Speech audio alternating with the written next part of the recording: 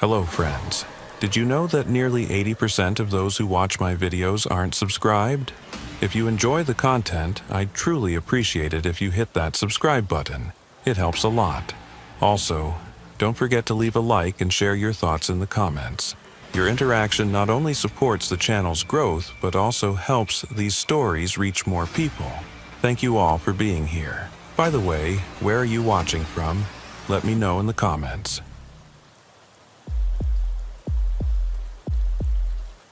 The fog came up from the basin, thick as cotton, turning the I-10 elevated roadway into a corridor suspended between earth and sky. Trooper Lucien Thibodeau had been driving this stretch for 6 years, and he'd learned to read the swamp's moods the way some men read the stock market. Tonight, the Atchafalaya was restless, breathing moisture up through the cypress canopy, wrapping the elevated interstate in a blanket that reduced visibility to maybe 40 feet on a good stretch. His headlights carved tunnels through the white, and every few minutes he'd catch the red glow of taillights ahead, some long-haul trucker pushing through the soup at a speed that made Lucien's hands tighten on the wheel. He'd started his shift at Henderson at 2200 hours, and now at 0147 his eyes felt gritty with fatigue and the constant strain of staring into nothing. The radio crackled with Celestine Lejeune's voice, the night dispatcher whose Cajun accent got thicker as the hours wore on. Unit 7, this is Central. Be advised, we got a report of a 3-vehicle convoy eastbound on the Basin Bridge. No lights, no transponder response. Complaint came from a civilian trucker who said they nearly rear-ended him near mile marker 121. You copy? Lucien thumbed the transmit button. Unit 7 copies. I'm at marker 115 now, eastbound. Any description on the vehicles? There was a pause, the hiss of static. Then Celestine came back. Caller said lead vehicle appeared to be a tanker, possibly chemical transport, followed by 2 lowboy trailers. Said they were running dark, no markers, no cab lights. Caller also stated the convoy formation was, quote, too tight for safety, end quote. Advised them to maintain distance and continue on. Lucien felt something cold settle in his stomach. Running dark on the Basin Bridge during fog was suicide. Running dark in a convoy was something else entirely, something that suggested intention rather than mechanical failure. Central, Unit 7, I'm increasing speed to intercept. Request you contact Parrish and see if Deputy Gautreau is available for backup at the Butte La Rose exit. He pushed the Crown Victoria up to 70, which felt like flying blind given the visibility, and kept his eyes locked on the road. The basin stretched out below him, invisible in the fog and darkness, but he could smell it through the vents, that rich smell of rot and growth and water that never stopped moving. 3 miles later he saw them, or rather he saw the faint red glow of marker lights that weren't quite extinguished, just dimmed to the point where they were nearly invisible. The convoy was moving at maybe 55, which was slow enough to be legal but fast enough to make any kind of traffic stop dangerous in these conditions. Lucien eased up behind them, maintaining 100 feet of distance, and keyed his radio. Central, Unit 7. I have visual on 3 vehicles matching the description. Lead vehicle is a tanker, white with no visible company markings. Second vehicle is a lowboy carrying what appears to be industrial equipment under tarps. Third vehicle is another lowboy, also tarped. All 3 are running minimal lights. I'm initiating a traffic stop at marker 128. The Butte La Rose turnaround. Advise Deputy Gautreau to meet me there if available. Celestine's response came back quick. Unit 7, Deputy Gautreau is 10 minutes out from your location. Do you want to wait for backup before initiating the stop? Lucien watched the convoy moving through the fog, 3 dark shapes that seemed to swallow the light rather than reflect it. Every instinct he had was screaming that something was wrong, that these weren't just trucks with bad bulbs or drivers too cheap to replace blown fuses. This was deliberate. This was someone who didn't want to be seen. Negative, Central. I'm making the stop now. Have GoTro expedite. He hit his light bar and siren, the sudden explosion of red and blue cutting through the fog like knives. For a moment, nothing happened. The convoy just kept rolling, and Lucien felt his heart rate kick up. Then the brake lights flared. All three vehicles, and they began to slow in unison, pulling over onto the narrow shoulder in a way that was too coordinated, too practiced. Lucien called it in as he pulled in behind them, leaving a gap of about 50 feet, positioning his vehicle at an angle that would give him cover if things went sideways. The fog pressed in close as he stepped out of his patrol car, his flashlight cutting a weak beam through the moisture. He could barely see the third lowboy from where he stood, just a dark outline in the mist. No one got out of any of the vehicles. No doors opened. The convoy just sat there idling, engines rumbling in a way that made Lucien think of animals breathing.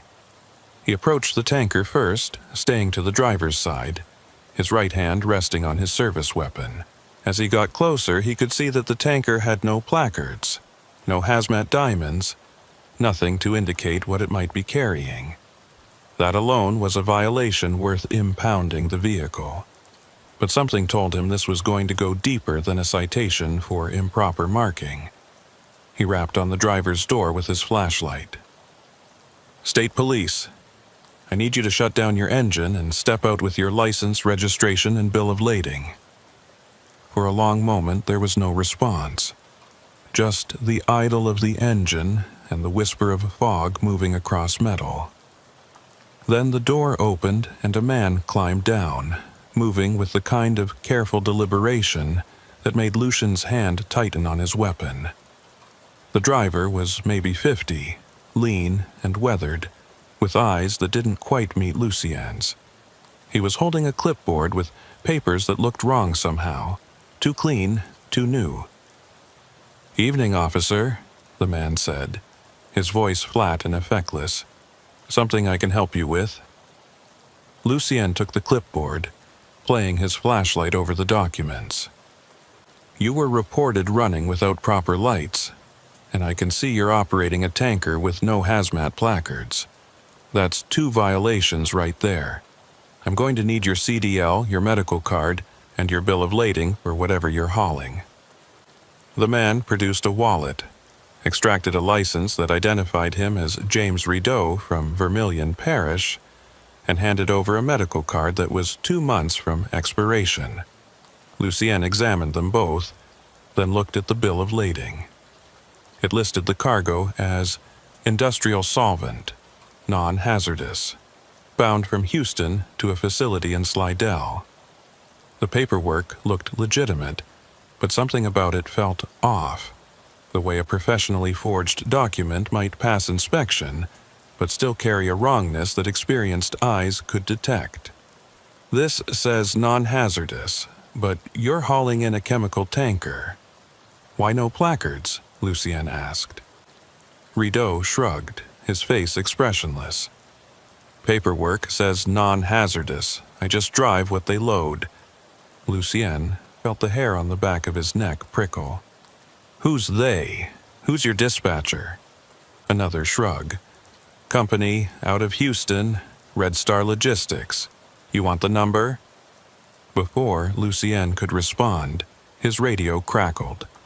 "Unit 7, this is Deputy Gautreau. I'm approaching from the west, should be on you in about 3 minutes." Lucien keyed his shoulder mic without taking his eyes off Rideau. "Copy that. I'm at the front vehicle. We have 2 more to check." He handed the paperwork back to Rideau. "I'm going to need you to stay here by your vehicle while I check your load and speak with the other drivers. Don't get back in the cab." Rideau nodded, that same flat affect, and leaned against his truck. Lucien moved to the rear of the tanker, playing his light over the tank itself. It was old, the kind of equipment that should have been retired a decade ago, with patches of rust showing through white paint and welds that looked recent and crude. There was no way to verify what was inside without the proper equipment, but the whole setup screamed illegal transport. He moved to the first lowboy, approaching the cab with the same caution. This driver was younger, maybe 30, with the kind of hard eyes that Lucian associated with men who'd done time. He didn't wait for Lucian to ask, just handed over his license and paperwork through the window. Name's Marcus Trusclair. I'm hauling fabrication equipment from Beaumont to a construction site in Baton Rouge. Everything's legal. Lucien examined the documents. The bill of lading listed industrial fabrication components, but the tarps covering the load were secured with more ropes and chains than seemed necessary for legitimate cargo. I'm going to need to see what's under those tarps, Lucien said. Trosclair's jaw tightened. That's proprietary equipment. Client specified it stay covered during transport. Then you can call your client and get permission, because I'm not clearing this convoy until I've verified all cargo matches the paperwork. Before Trosclair could respond, headlights cut through the fog from the west, and Armand Gautreau's parish cruiser pulled up behind Lucien's vehicle. The deputy was a big man, former high school linebacker who'd put on weight but kept the muscle underneath. He approached with his hand near his weapon, taking in the scene with the kind of quick assessment that came from 15 years of parish work. "What we got, Lucien?" Gautreau asked, his voice carrying the same Cajun lilt as Celestine's. 3-vehicle convoy running dark with questionable paperwork. Tanker up front claims to be hauling non-hazardous industrial solvent but has no placards, and the tank looks like it should be in a scrapyard. These 2 lowboys claim to be carrying fabrication equipment, but won't let me inspect the cargo. Gautreau walked to the first lowboy, playing his flashlight over the tarps. That's a lot of securing for construction equipment. He turned to Trosclair. You want to make this easy and show us what you're hauling, or do we need to call in commercial vehicle enforcement and turn this into an all-night inspection? Trosclair stared at him for a long moment, then reached for his radio. He spoke in low tones, waited, spoke again. Finally, he climbed down from the cab. My supervisor says I can show you, but no photographs and no touching the equipment. Lucien and Gautreau exchanged a glance. That kind of restriction wasn't normal, but it also wasn't illegal as long as the cargo matched the manifest. They watched as Trosclair loosened the tarps, pulling them back to reveal machinery that looked like nothing Lucien had ever seen. The equipment was massive, industrial fabrication units that might have been drill components or refinery equipment, but the configuration was wrong. There were sealed chambers with heavy bolts, pressure gauges that read in units Lucien didn't recognize, and piping that seemed to lead nowhere. It looked like something designed by someone who understood machinery but was building to different specifications than anything used in legitimate industry. "What is this used for?" Lucien asked. Trosclair shrugged. "Above my pay grade, I just haul it." Gautreau moved closer, his flashlight playing over the equipment. "Lucien, come look at this." Near the base of one of the units, partially obscured by shadows, was a marking that made Lucien's blood run cold. It was a serial number, but underneath it was a stamp in Cyrillic characters, and below that, in small English letters, a designation that read, Category 4, Restricted. Gautreau pulled out his phone, took a photograph despite Trosclair's protest. "I'm calling this in to DEA and ATF. This isn't construction equipment." Trosclair took a step back, his hand moving toward his cab. "You can't just impound." "Don't," Lucien said, his weapon suddenly in his hand. "Don't reach for anything. Put your hands where I can see them." The night exploded into motion. Trosclair bolted, running into the fog toward the basin side of the highway. At the same moment, the door of the third lowboy opened, and another figure jumped out, also running. Gautreau went after Trosclair while Lucien keyed his radio. "Central Unit 7, we have multiple suspects fleeing on foot. I-10 eastbound mile marker 128. Request all available units and notify DEA and ATF we have possible Category 4 restricted equipment being transported illegally. He started after the second runner, his flashlight beam bouncing wildly as he ran. The fog swallowed everything, turning the world into a white maze where sound was muffled and direction became meaningless. He could hear the man ahead of him, boots on concrete, ragged breathing, but he couldn't see more than 10 feet in any direction. Then the footsteps stopped. Lucien froze, his weapon up, his light sweeping in arcs. "State Police, show yourself with your hands up." Nothing. Just the sound of his own breathing and the distant rumble of the idling trucks.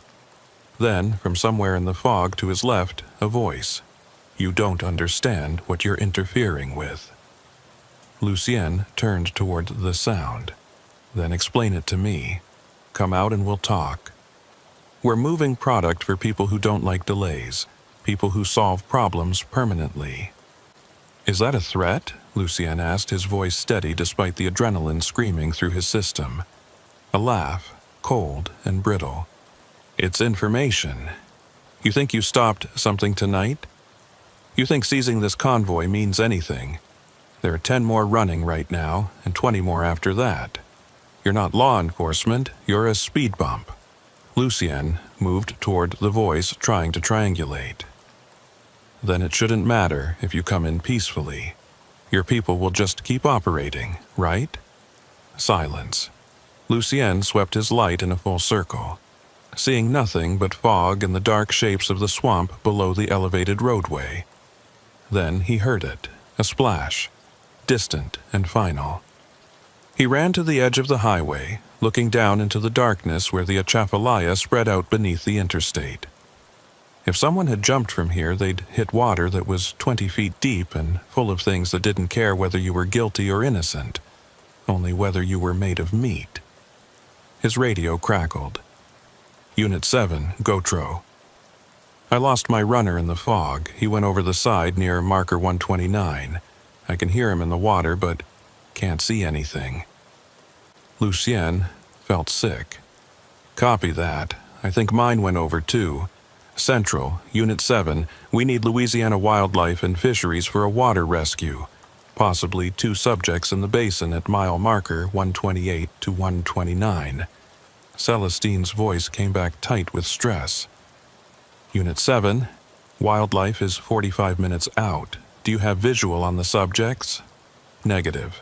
The next 2 hours were a nightmare of procedure and failure." More units arrived, along with the Louisiana Department of Wildlife and Fisheries officers with boats and lights. They searched the water where the men had gone in, finding nothing but black water and cypress knees and the occasional alligator that watched the lights with ancient, patient eyes. The convoy was impounded, each vehicle photographed and documented. The mysterious equipment tagged and loaded onto state flatbeds. ATF showed up at 0400, followed by 2 DEA agents who looked like they hadn't slept in days. They took possession of the tanker and the first lowboy, their faces grim as they examined the equipment and compared serial numbers against databases that Lucien wasn't cleared to access. Rideau, the tanker driver, sat in the back of Lucien's patrol car and refused to speak, just stared straight ahead with that same flat affect. When the federal agents tried to interview him, he asked for a lawyer and went silent. By dawn, the fog was lifting, burning off as the sun came up over the basin, turning the water gold and making the whole scene look almost peaceful. Gautreau stood next to Lucien at the edge of the highway, both of them exhausted and covered in sweat despite the morning cool. "What do you think was in that tanker?" Gautreau asked. Lucien shook his head. "Nothing good. Did you see how thick the walls were? That wasn't built for industrial solvent. The feds aren't saying anything, but I heard one of the ATF guys tell his supervisor they found traces of something in the tank residue. Something that shouldn't be transported without a military escort." They stood in silence for a moment, watching the recovery boats make one final sweep of the search area. The men who'd gone into the water hadn't surfaced. The wildlife officers said they likely wouldn't, that the Atchafalaya had currents that could carry a body miles underwater, that there were places in the basin where things went in and never came out. One of the DEA agents approached, a woman named Collins, who looked like she'd been pretty once before the job ground her down. "Trooper Thibodeau, I need to take your statement about everything you observed tonight." Lucien went through it all again, every detail, every word exchanged, every moment of the chase. Collins listened without interrupting, taking notes in a small leather journal that was filled with dense handwriting from previous cases. When he finished, she looked at him for a long moment. "You know, you probably just disrupted a major trafficking operation, right? The kind of operation that has long reach and even longer memory." The runner said something like that. Said there were 10 more convoys running right now. Collins' expression didn't change. He wasn't exaggerating. "We've been tracking a network that moves restricted equipment through the Gulf Coast, usually destined for ports where it gets shipped overseas. Military-grade fabrication units, chemical processing equipment, sometimes worse. Tonight, you stopped one convoy, but he was right about the others. They're out there now, running dark, moving through your highways and your parish roads, and we can't stop them all." "So what was the point?" Lucien asked, feeling the exhaustion settle into his bones. "What did we accomplish?" "You saved lives," Collins said. "The equipment you seized would have ended up in a conflict zone, used to manufacture things that kill people. Maybe hundreds of people, maybe thousands. Tonight you made a difference, even if it feels small." She handed him a card with a direct number. "If you see anything else like this, anything that feels wrong the way tonight felt wrong, you call me. Don't wait for local jurisdiction. Don't worry about stepping on toes. Just call." Lucien took the card, felt the weight of it in his hand. "What about the drivers? The ones in the water?" Collins looked out at the basin, her eyes distant. "We'll keep searching, but honestly, they knew what would happen if they got caught. They chose the water over federal custody, which tells you how scared they were of whoever hired them. Maybe they made it to shore and are running. Maybe the basin took them. Either way, they're not your problem anymore." She walked away, leaving Lucien and Gautreau standing at the edge of the highway as the morning traffic began to pick up. Long-haul truckers and commuters who had no idea what had happened here in the dark hours before dawn. Gautreau lit a cigarette, his hands shaking slightly. "You ever feel like we're just plugging holes in a dam that's already breaking?" Lucien didn't answer. Just watch the boats pack up. Watch the federal agents secure the last of the evidence. Watch the sun climb higher over a swamp that kept its secrets. 3 days later, he got a call from Collins. They'd identified the equipment through the serial numbers. It was dual-use technology, the kind that could fabricate industrial components, or, with minor modifications, produce parts for chemical weapons. The tanker had contained precursor compounds that were technically legal, but in the wrong combinations became something else entirely. Rideau had been released on bail within 24 hours, his lawyer arguing insufficient evidence for federal charges, and had disappeared before his court date. The men who'd gone into the basin were never found. No bodies, no evidence they'd ever made it to shore. Nothing but the memory of their voices in the fog and the splash of water that might have been their graves or their escape. Lucien went back to his regular patrol, running the basin bridge night after night, watching for convoys that ran dark, watching for the signs that someone was moving product through his territory. He never saw another one, but he knew they were there, knew that Collins was right, that there were 10 convoys and 20 more after that, an endless stream of illegal transport that flowed through the arteries of the highway system like blood through a dying body. On his nights off, he'd drive out to the basin, park at the turnaround where the stop had happened, and stand at the edge of the highway looking down at the water. He'd think about the voices in the fog, about men so scared of their employers that they chose the Atchafalaya over arrest, about equipment that could kill thousands and the thin line of law enforcement trying to stop it. And he'd remember what the runner had said. "You're not law enforcement, you're a speed bump." The words haunted him because he knew they were true.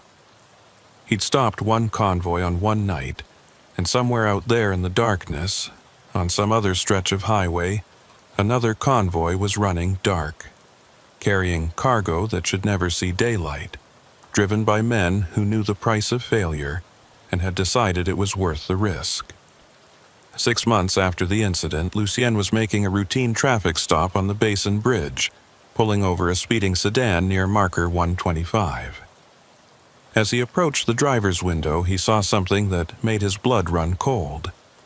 In the back seat, barely visible in the shadows, was a clipboard with papers that looked too clean, too new. The driver handed over his license without being asked, and when Lucien looked at the name, he felt reality tilt. James Rideau, Vermilion Parish. The same license he'd seen 6 months ago on the tanker driver who'd been released on bail and disappeared. But the man in front of him wasn't the same man. Younger, different features, different build. Lucien looked at the license, then at the driver, then back at the license. "This is your current license?" The driver nodded, his face showing concern. "Yes, sir. Is there a problem?" Lucien ran the license through his system. It came back valid. No warrants, no flags, registered to an address in Abbeville. The photo matched the man in front of him. There was no connection to the convoy, no reason to detain him. Nothing but a name that was common enough in Louisiana that 2 men could share it by pure coincidence. But Lucien didn't believe in coincidences, not after that night in the fog.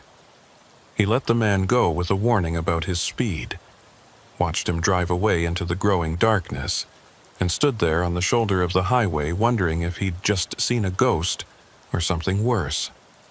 A sign that the network was still operating, still moving product, still using names and identities that disappeared and reappeared like water flowing around rocks in a river. He called Collins, told her about the license. She was quiet for a long moment. Could be nothing. Could be they're taunting you, showing you they can operate with impunity. Or could be they're so big, so organized, that they have multiple operatives using variations of the same identity.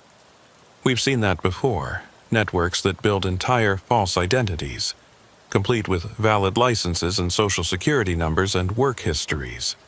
Makes it almost impossible to track them because the person you arrest today isn't the same person using that name tomorrow. "So, what do I do?" Lucien asked. "Your job," Colin said. "You keep watching, keep stopping suspicious vehicles, keep filing reports. But you also need to understand something. This network, whatever it is, it's bigger than one trooper on one stretch of highway. It's bigger than my task force, bigger than ATF or DEA or any single agency. It's systemic, and systems don't fall because one part gets exposed. They adapt, they root around damage, they keep operating. That's not reassuring. It's not meant to be. It's reality. You did good work that night, Trooper Thibodeau. You saved lives. But if you think you won, if you think you stopped something permanent, you're going to drive yourself crazy. This is a war of attrition, and we're losing more than we're winning." The line went dead. Lucien stood there on the Basin Bridge, the fog rolling in as night fell, and thought about convoys running dark through the arteries of America. Thought about men willing to die rather than face capture. Thought about equipment built to kill and the thin blue line trying to stop it with traffic stops and paperwork and the occasional lucky break. He thought about names that appeared and disappeared, about identity as fluid as water, about a network so vast and organized that it could absorb losses and keep operating, keep moving, keep winning. And he thought about what Collins had said. you're losing more than you're winning. As he drove home that night, passing through the small towns and parishes that dotted the highway, he saw them everywhere, the signs of things moving in darkness. Trucks with covered loads, vehicles with out-of-state plates and drivers who looked straight ahead without expression. Rest stops where men spoke in low voices and cash changed hands. The infrastructure of something vast and malignant, something that used the highways like veins, and the fog like camouflage and the law like a minor inconvenience to be worked around. He'd stopped one convoy, but he knew, with the certainty that comes from seeing too much, that he'd barely scratched the surface.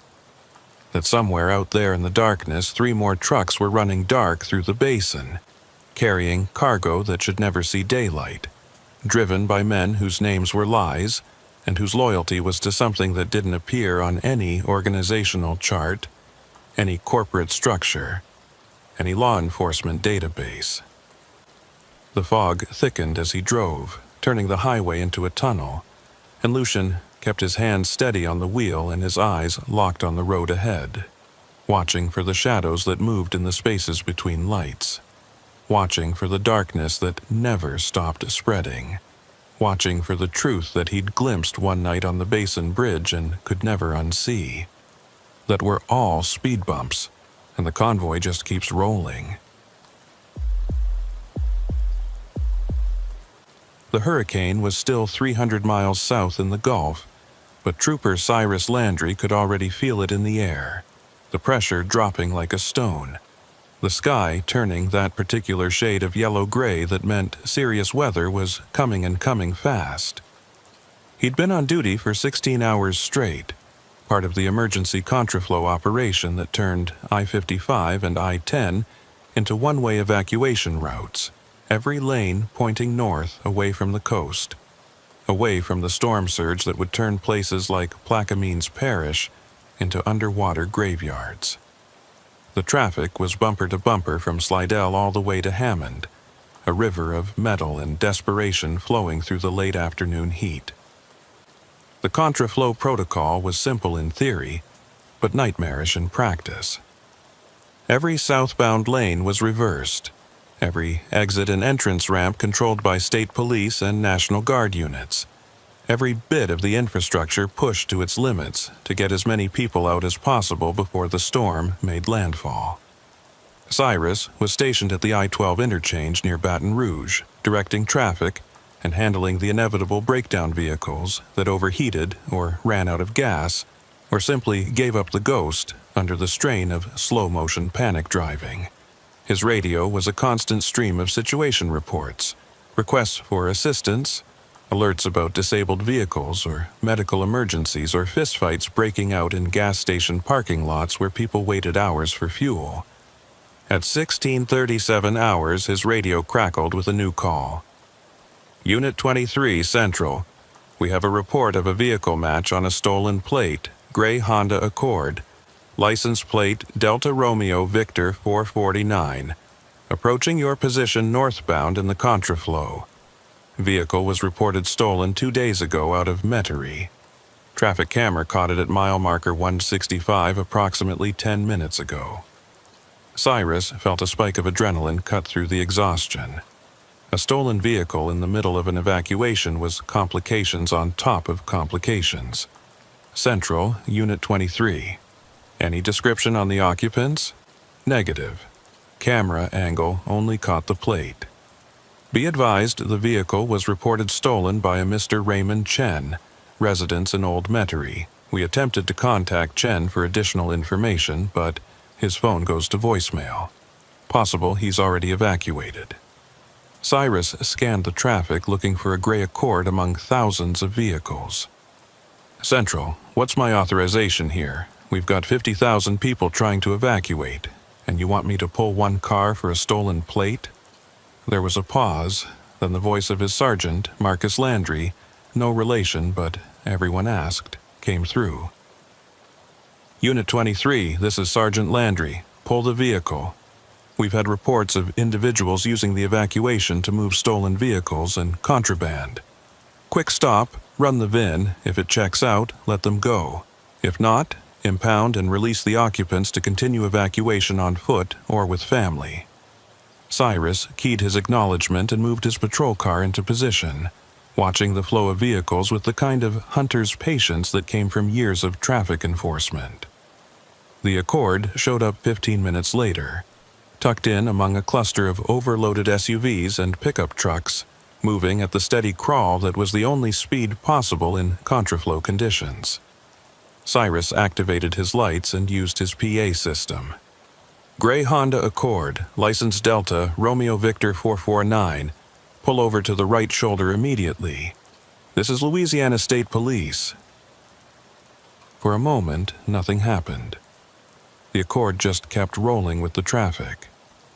Then it began to ease right, scraping its way through the dense pack of vehicles until it reached the shoulder and stopped. Cyrus called it in, gave his location, and approached the vehicle with his hand resting on his weapon. The driver was a woman, maybe 40, with dark hair pulled back in a ponytail and the kind of hollow-eyed exhaustion that Cyrus had been seeing on every face for the past 16 hours. She had her window down before he reached it, her hands visible on the wheel. "Officer, I'm trying to evacuate. My mother is in Zachary. I need to get to her before the storm." Her voice carried a Gulf Coast accent, probably New Orleans, and the tremor of someone who'd been crying recently. Cyrus kept his tone professional but not unkind. "Ma'am, I need to see your license, registration, and proof of insurance. This vehicle came back as reported stolen." The woman's face went pale. "Stolen? No, this is my car. I've had it for 6 years. She fumbled in the console, pulled out a registration document and handed it over along with her license. The license identified her as Marie Thibodeau, with an address in Metairie. The registration showed the vehicle as a 2018 Honda Accord, VN number starting with 1HGCV, registered to Raymond Chen at an address that matched the stolen vehicle report. Cyrus felt a cold knot form in his stomach. "Ma'am, this registration shows the vehicle belongs to Raymond Chen, not Marie Thibodeau. Can you explain that?" Marie's eyes widened. "That's my ex-husband. We divorced 3 years ago. He got the house, I got the car. It's in the divorce decree." She reached for her purse, and Cyrus tensed. "Slowly, please." She pulled out a manila folder, hands shaking, and extracted a document. It was a divorce decree from Orleans Parish Civil Court, dated 2022, and buried in the property settlement section was a line stating that Marie Chen, now Thibodeau, retained possession of the 2018 Honda Accord. But the VIN listed in the divorce decree didn't match the VIN on the registration in Cyrus's hand. He read the numbers 3 times to be sure. The decree listed a VN ending in 8842. The registration showed 18824. 2 numbers transposed, which could be a clerical error or something much worse. "Ma'am, I need you to step out of the vehicle. Keep your hands where I can see them." Marie was crying now, not loud but steady, tears running down her face. "Please, I need to get to my mother. She's 83, she's alone, I'm all she has." Cyrus radioed for backup and called in the VN from the divorce decree. While he waited, he had Marie sit on the guardrail while he searched the vehicle. The Accord was packed with the kinds of things people grab when they evacuate: clothes and photographs, and a small safe that was unlocked and empty. In the back seat was a child's car seat, empty but present, and a stuffed animal that had seen better days. Under the passenger seat he found an envelope with cash, maybe $2,000 in 20s and 50s bound with a rubber band. In the glove box was a phone charger, a pack of cigarettes, and a parking ticket from a medical center in Metairie dated 4 days ago. The backup unit arrived, a young trooper named Collins who looked like he was maybe 25 and running on fumes. Cyrus briefed him quickly and had him watch Marie while he ran the VINs through the system. The results came back in a way that made his head hurt. The VIN on the registration, ending in 8824, came back to a Honda Accord reported stolen from a parking garage in Metairie 2 days ago. The VN from the divorce decree, ending in 8842, came back to a Honda Accord registered to Raymond Chen with no reports of theft, no flags, currently showing as personal property in good standing. So, Marie was driving a stolen vehicle with paperwork that referenced a different vehicle, a vehicle that legitimately belonged to her ex-husband. Either she'd stolen the car she was driving, or someone had switched the cars and she didn't know, or the divorce decree had the wrong VIN, and Raymond Chen had reported his own car stolen without telling his ex-wife. All three scenarios were possible. None of them made sense given the pressure of an approaching hurricane and 50,000 people trying to evacuate. Cyrus walked back to Marie, who was still crying on the guardrail while Collins stood nearby looking uncomfortable. "Ma'am, I need you to explain something to me. The VIN on this vehicle doesn't match the VIN in your divorce decree. The VIN on this vehicle comes back stolen. How did you end up driving this specific car?" Marie looked up at him with red eyes. "I don't understand. This is my car. I've been driving it for 3 years." "Then how did the VIN change?" Cyrus asked, keeping his voice level. "Cars don't just swap VINs. Either you stole this vehicle, or someone switched your car with a stolen one, or your ex-husband is running some kind of scam. Which is it?" Marie's face crumpled. "I don't know. Raymond called me 2 days ago, said he needed to borrow the car for a few hours, said his truck was in the shop. I told him no, we're divorced, figure it out. He showed up at my apartment that night, said it was an emergency, said he'd have it back by morning. I gave him the keys because he was my husband for 12 years and I'm an idiot. He brought it back the next morning, said thank you, left. It looked fine, it drove fine, I didn't think anything of it." She wiped her eyes with the back of her hand. "Then the hurricane watch came and I packed up and left. How was I supposed to know he'd switched the car?" Cyrus felt the situation sliding from complicated to impossible. "So you're saying Raymond Chen borrowed your car 2 nights ago and returned what you thought was the same car, but was actually a stolen vehicle with matching make, model, and color?" "I don't know what he returned. It had my air freshener, my seat settings, my radio presets. How would I know it wasn't my car?" It was a fair question, and Cyrus didn't have a good answer. If someone switched vehicles with matching make and model and took the time to transfer personal items, the average person wouldn't notice unless they checked the VIN, and who checked the VIN on their own car. He called into Central, explained the situation, and asked for guidance. The response was predictable. Impound the vehicle, process Marie for possession of stolen property, sort it out after the storm. But that meant leaving a woman on the side of the interstate during a hurricane evacuation with no vehicle and no way to reach her elderly mother. Cyrus looked at the traffic. The endless stream of desperate people. The sky growing darker as the storm approached. He made a decision that would probably get him reprimanded, but felt like the right one. "Ma'am, I'm going to impound this vehicle, and I'm going to need you to come with me to the station to give a full statement. But I'm also going to have someone contact your mother and Zachary, and make sure she gets to a shelter. If your story checks out, we'll sort this out after the storm." Marie nodded, still crying. "Thank you. Thank you." Cyrus called for a tow truck, which took 45 minutes to arrive because every tow operator in the state was overwhelmed with disabled vehicles. When it finally showed up, the operator was Isidore Broussard, a wiry man in his 60s who'd been towing vehicles in Baton Rouge since before Cyrus was born. Broussard looked at the Accord, looked at the paperwork, and whistled. "VIN swap during an evacuation? That's bold. Your suspect must really have needed a clean vehicle."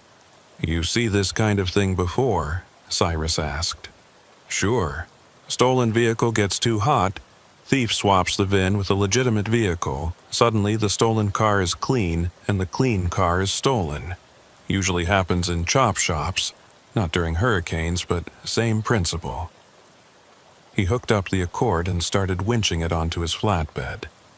While he worked, his radio crackled with traffic. Broussard listened for a moment, then looked at Cyrus. "You know a Raymond Chen?" Cyrus felt his pulse spike. "Yeah. Why?" "Because I just heard on the tow network that someone fitting his description tried to take a Honda Accord out of the impound lot in Kenner about an hour ago. Claimed it was his vehicle, had the registration to prove it. But the VIN didn't match, and security ran him off." Cyrus grabbed his radio. "Central, Unit 23. I need you to put out an attempt to locate on Raymond Chen. Last known address Metairie. He's connected to this stolen vehicle case and may be attempting to recover additional vehicles." The response came back from Sergeant Landry. "Unit 23, we're stretched pretty thin right now. Unless Chen is an immediate threat, the APB will have to wait until after the storm." Cyrus wanted to argue. Wanted to explain that Chen was clearly running a vehicle swap operation and needed to be stopped before more people ended up like Marie. But he understood the reality. The hurricane was 12 hours from landfall, and law enforcement had exactly one priority: get people out alive. Everything else was secondary. He transported Marie to the state police barracks in Baton Rouge, a low brick building that was currently serving as an emergency coordination center. The parking lot was full of response vehicles, National Guard trucks, and civilian cars belonging to officers who'd been on duty for days. Inside, the building hummed with radio chatter and the controlled chaos of disaster management. Cyrus handed Marie over to a detective who would take her statement, then went to find coffee and maybe 15 minutes to sit down. He found Sergeant Landry in the break room, staring at a television showing the hurricane's track. "Your vehicle swap case," Landry said without looking away from the screen. "It gets weirder." "How?" "We ran Raymond Chen through the system. He's flagged in a DEA database as a person of interest in a fraud investigation. Looks like he's been running a VIN cloning operation for about 6 months. Stealing vehicles and swapping identification numbers with legitimate vehicles to create clean titles. Then he sells the clean stolen vehicles to buyers who think they're getting a legitimate car." Cyrus set down his coffee. So Marie really didn't know she was driving a stolen car. Probably not. But here's the thing. We contacted Metairie PD about Chen, and they can't find him. His house is empty, his truck is gone, and his phone is off. Either he evacuated with everyone else, or he ran when he realized his ex-wife got stopped with the stolen vehicle. "What about the parking ticket I found in the glove box?" Cyrus asked. "The one from the medical center?" Landry pulled out a printout. "We ran that too. The ticket was issued 4 days ago in a parking garage at East Jefferson Medical Center. Security footage shows the vehicle, the real stolen one, parked there for approximately 3 hours. During that time, a man matching Chen's description was seen entering the vehicle and appearing to work on something inside. He was swapping the VINs," Cyrus said, "most likely. But here's where it gets interesting. During those same 3 hours, a woman matching Marie Thibodeau's description was in the emergency room at that same medical center." Cyrus felt something cold settle in his chest. Why? According to the ER records, she came in complaining of severe abdominal pain. They ran tests, couldn't find anything definitive, kept her for observation for 2 hours, and released her with instructions to follow up with her primary care physician. Landry turned away from the television to look at Cyrus directly. "The admitting nurse was Evangeline Arsenault. I know her from church. I called her up, asked about Marie Thibodeau. Arsenault remembers her because Marie seemed terrified, kept saying her ex-husband had done something to her food, that she thought she was being poisoned." The pieces started falling into place in Cyrus's mind. Ugly pieces that formed an uglier picture. Chen got Marie to the ER by poisoning her, or making her think she was poisoned. While she was in the hospital, he swapped her car with the stolen one in the parking garage. She comes out, doesn't notice the switch because everything looks the same, drives home thinking she's fine. Then Chen reports his own car, the one that's now in Marie's possession, as stolen. Landry continued. Marie gets stopped during the evacuation, gets charged with possession of a stolen vehicle, and Chen disappears with the actual stolen car that now has a clean VIN and title. But why? Cyrus asked. Why go through all this? Why not just clone the VIN and leave Marie out of it? Because if Marie gets stopped with the stolen car, it muddies the investigation, makes it look like she's complicit, or, at minimum, creates reasonable doubt about who actually stole the vehicle. Plus, if Chen is in the DEA database, he probably knows law enforcement is getting close. This could be his last operation before he disappears completely. Cyrus thought about Marie sitting in an interview room, crying and confused, her mother alone in Zachary, her life upended by a man she'd trusted enough to marry. We need to find Chen before he vanishes. Landry shook his head. We need to evacuate 2 million people before a Category 4 hurricane makes landfall. Chen is a problem for after the storm. Right now, he's a name in a file. Cyrus wanted to argue, but he knew Landry was right. The storm didn't care about fraud investigations or stolen vehicles, or ex-husbands running scams. The storm cared about wind speed and barometric pressure and the temperature of Gulf water, and right now it was bearing down on Louisiana with single-minded inevitability. He went back on duty, directing traffic at the interchange, helping stranded motorists, watching the sky grow darker. The contraflow continued through the night, a river of headlights stretching to the horizon, people fleeing with whatever they could carry, leaving behind homes and businesses and lives that might not exist anymore when they came back. At 0300 hours, Cyrus's radio crackled with a call from Central. Unit 23, be advised we have a report of a gray Honda Accord matching the description of the vehicle involved in your earlier stop, parked at a rest area at mile marker 185 northbound. Vehicle appears to be abandoned. Cyrus felt his exhaustion vanish, replaced by a surge of adrenaline. Central, Unit 23. I'm en route to that location, ETA 20 minutes. He made it in 15, pushing his patrol car through gaps in the traffic, using his lights and siren to clear a path. The rest area was chaos, packed with evacuees sleeping in their cars, using the bathrooms, walking dogs, trying to find a few hours of rest before pushing north. He found the Accord parked at the far end of the lot, away from the lights. The vehicle was locked, windows up, and appeared empty. Cyrus called for backup and approached carefully, his flashlight sweeping the interior. The car looked exactly like the one he'd impounded earlier. Same model year, same color. But when he checked the VIN through the windshield, his stomach dropped. It was the original vehicle, the one from Marie's divorce decree, the one that Raymond Chen had reported stolen, the one that had until a few hours ago been in Chen's possession with a clean title. Cyrus tried the doors. Locked. He looked in the windows, seeing nothing unusual, just an empty vehicle that had been abandoned during an evacuation. Then he saw it. On the passenger seat, partially hidden under a newspaper, was an envelope. He couldn't see what was inside, but he could see writing on the outside, done in black marker and block letters. For Marie. Backup arrived in the form of Collins, the young trooper from earlier. Together, they jimmied the lock and retrieved the envelope. Inside was a single sheet of paper, and what was written there made Cyrus's blood run cold. Marie, by the time you read this, I'll be gone. The car you're driving is stolen. I needed you to get caught with it so the investigation would focus on you instead of me.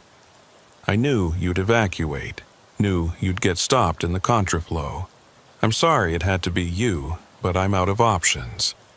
The people I owe money to don't accept excuses, and I needed time to disappear. Your car is here, VN intact, undamaged. The keys are under the driver's side floor mat. Tell them whatever you want about what happened.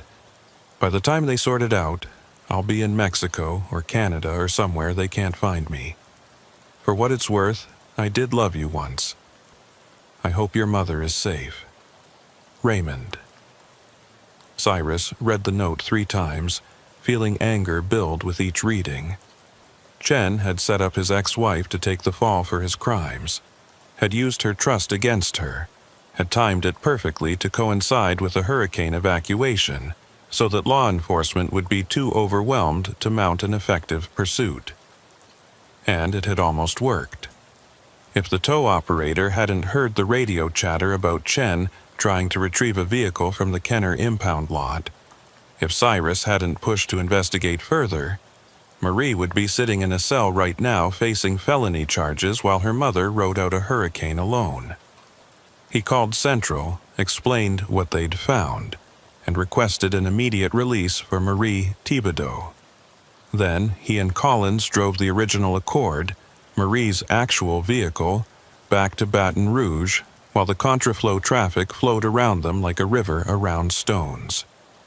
They arrived at the state police barracks at 5:45 hours, just as dawn was breaking over a sky that looked like a bruise. Marie was still in the interview room, now sleeping with her head on the table. Cyrus woke her gently.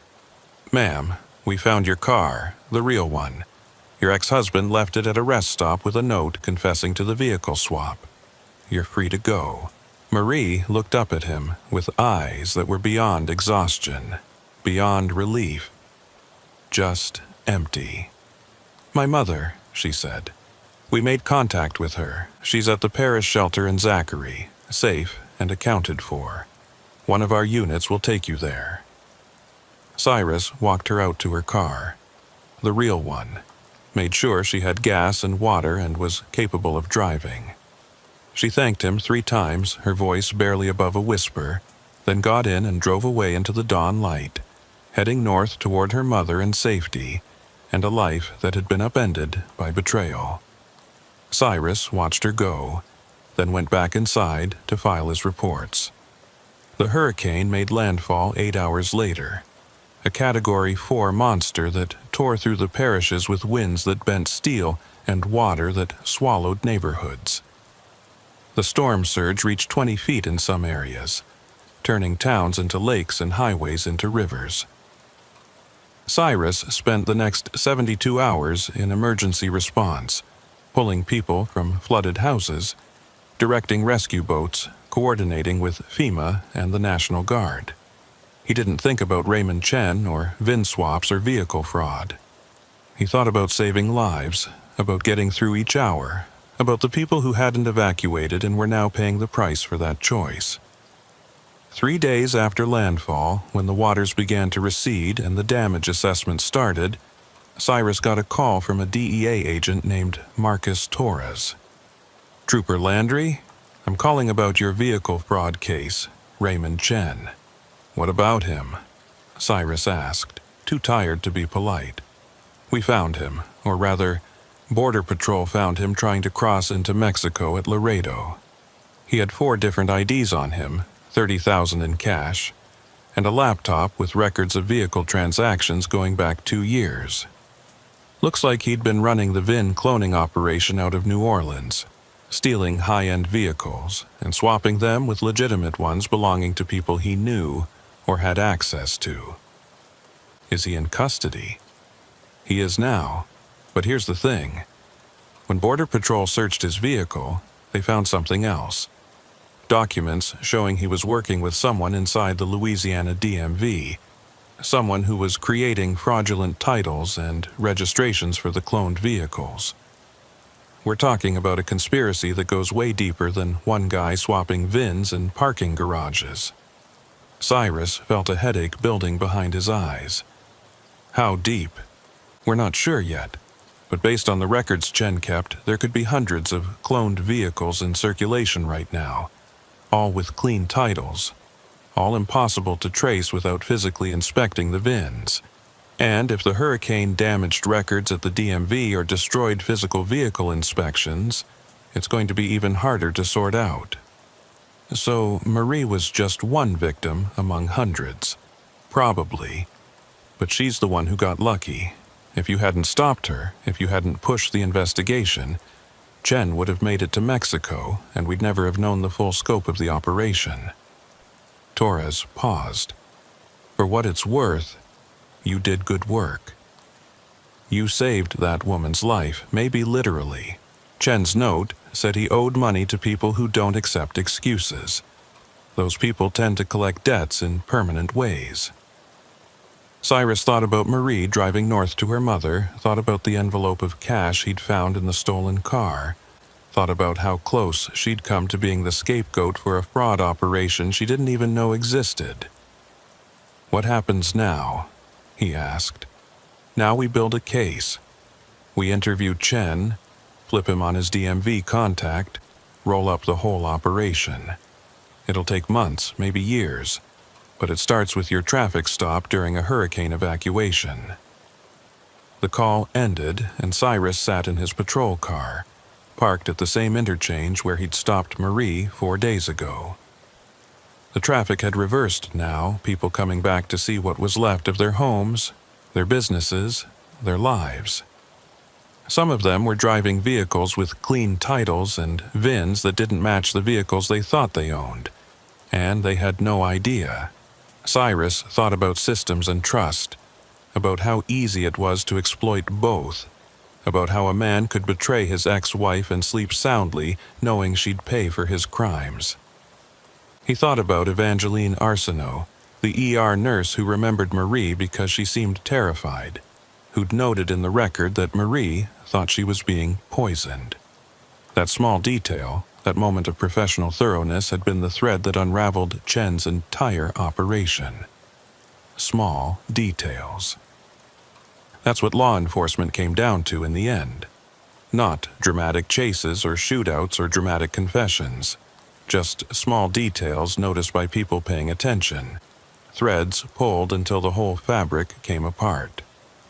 Cyrus started his engine and pulled back onto the interstate, joining the flow of traffic heading south toward the destruction, toward the work of rebuilding, toward a state that had survived another storm and would survive the next one, because that's what Louisiana did. It survived, but he couldn't shake the image of Marie's face, that empty look when he told her she was free to go, like freedom was just another word for exhaustion. She'd been married to Raymond Chen for 12 years, had trusted him enough to hand over her car keys, had believed that whatever else had broken between them, he wouldn't actively harm her. And she'd been wrong. That's what haunted Cyrus as he drove south, the knowledge that betrayal was so easy, that trust was so fragile, that a man could destroy someone who loved him and feel nothing but relief that his escape plan was working. A week later, Cyrus was back on patrol, running the same highways, watching the same traffic. The hurricane damage was everywhere, blue tarps on roofs, debris piled on shoulders, temporary traffic lights at intersections where the permanent ones had been torn away. The state was wounded but functioning, people putting their lives back together piece by piece.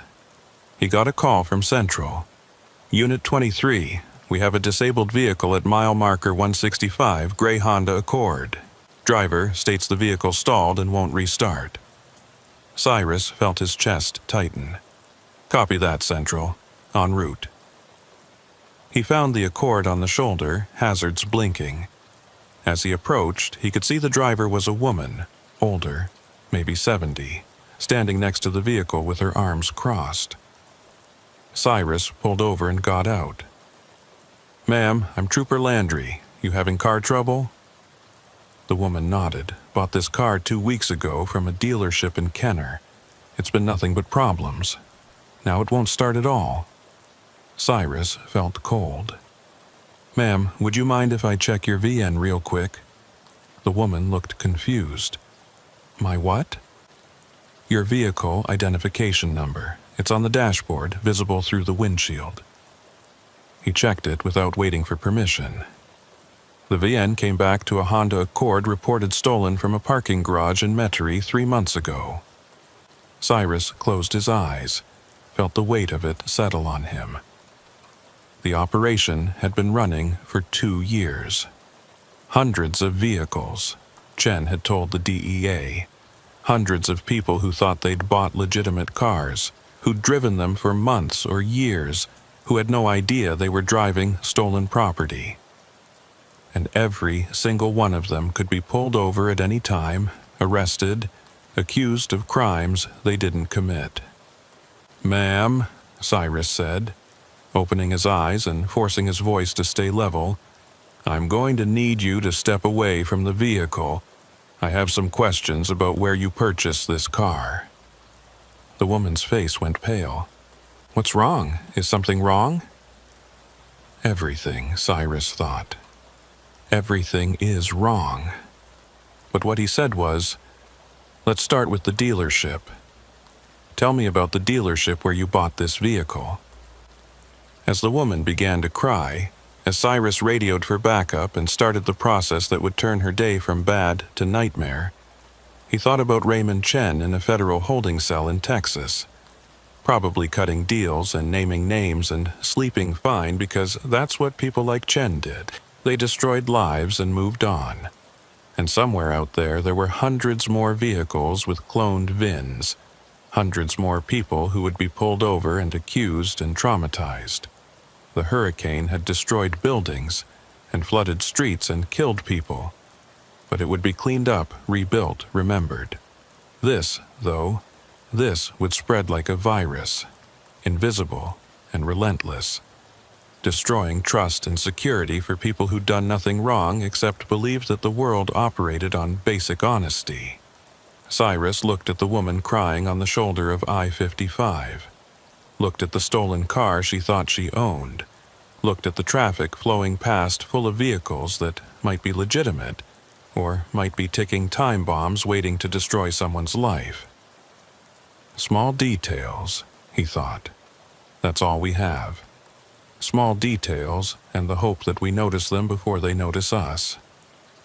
The radio crackled with another call, another disabled vehicle, another person needing help. Cyrus acknowledged it, helped the crying woman into his patrol car, and got back to work. The highway stretched out before him, endless and full of secrets. He drove forward into it, watching for the signs, checking the vines, pulling the threads. Somewhere ahead, Raymond Chen's conspiracy was still unraveling, one traffic stop at a time. The rain had been falling for 3 days straight, the kind of relentless Gulf Coast rain that turned roads into rivers and made the bayous swell until they lapped at the foundations of houses built a century ago by people who understood that water was both life and threat in equal measure. Trooper Beauregard Fontenot had worked the Houma-Thibodaux corridor for 8 years, and he'd learned to read water the way his grandfather had, to know when the bayou was restless and when it was dangerous, and when it was something else entirely, something hungry that reached up from the depths looking for whatever it could pull down. He'd started his shift at 1400 hours on a Tuesday afternoon, and now at 1847, the light was fading fast, turning the rain-soaked landscape into a gray blur, where the boundary between earth and water became suggestion rather than fact.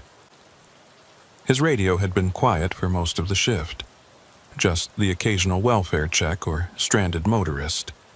But at 1852, dispatch came through with a call that made his stomach tighten. Unit 15 Central. We have a report of a possible 1050 fatal on Parish Road 24, approximately 2 miles south of the Bayou Black Bridge. Caller reports what appears to be a body in the roadside ditch. Caller is remaining on scene. Advise your ETA. Beauregard felt his pulse kick up. Parish Road 24 was barely a road in the best conditions. More of a service route that connected fishing docks and hunting camps, the kind of narrow two-lane that locals used as a shortcut and strangers avoided because one wrong turn would put you in water deep enough to swallow a truck. In rain like this, it would be almost impassable. Central, Unit 15. ETA 15 minutes. Request you notify the parish coroner and contact Investigator Guidry at the DA's office. If this is a fatal, we'll need her on scene. He turned his patrol car south, away from the relative civilization of Highway 90, onto the warren of parish roads that threaded through the wetlands. The rain hammered his windshield hard enough that his wipers could barely keep up, and twice he had to navigate around standing water that covered the road in pools that might have been 3 inches deep or 3 feet parish road. 24 appeared like a ghost through the rain, a narrow strip of cracked asphalt that ran between walls of palmetto and cypress, the water on both sides risen so high that the road seemed to float on its surface like a bridge. Beauregard slowed to a crawl, watching for the caller who'd reported the body. He found them a quarter-mile in, a pickup truck parked half on the road with its hazards blinking, and a figure standing in the rain near the ditch. Beauregard pulled up behind the truck and stepped out into water that immediately soaked through his boots. The rain was warm and thick, more like being underwater than being in weather, and it took him a moment to get his bearings. The figure near the ditch was a man, maybe 60, wearing overalls and a rain slicker that did nothing to keep him dry. He looked shell-shocked, his face pale despite the heat, his eyes locked on something in the ditch that Beauregard couldn't yet see. "Sir, I'm Trooper Fontenot. You're the one who called this in?" The man nodded slowly, not taking his eyes off the ditch. "I'm Etienne Dugas. I'm the harbor master down at the Huma docks. Was heading back from checking the tie-downs on some boats, making sure everything was secure with all this rain. Saw something in the ditch that didn't look right." Beauregard moved to where Dugas was standing and looked down. What he saw made his breath catch. In the ditch, partially submerged in muddy water that was still rising, was a body. Male, middle-aged, wearing work clothes that were torn and soaked with something darker than water.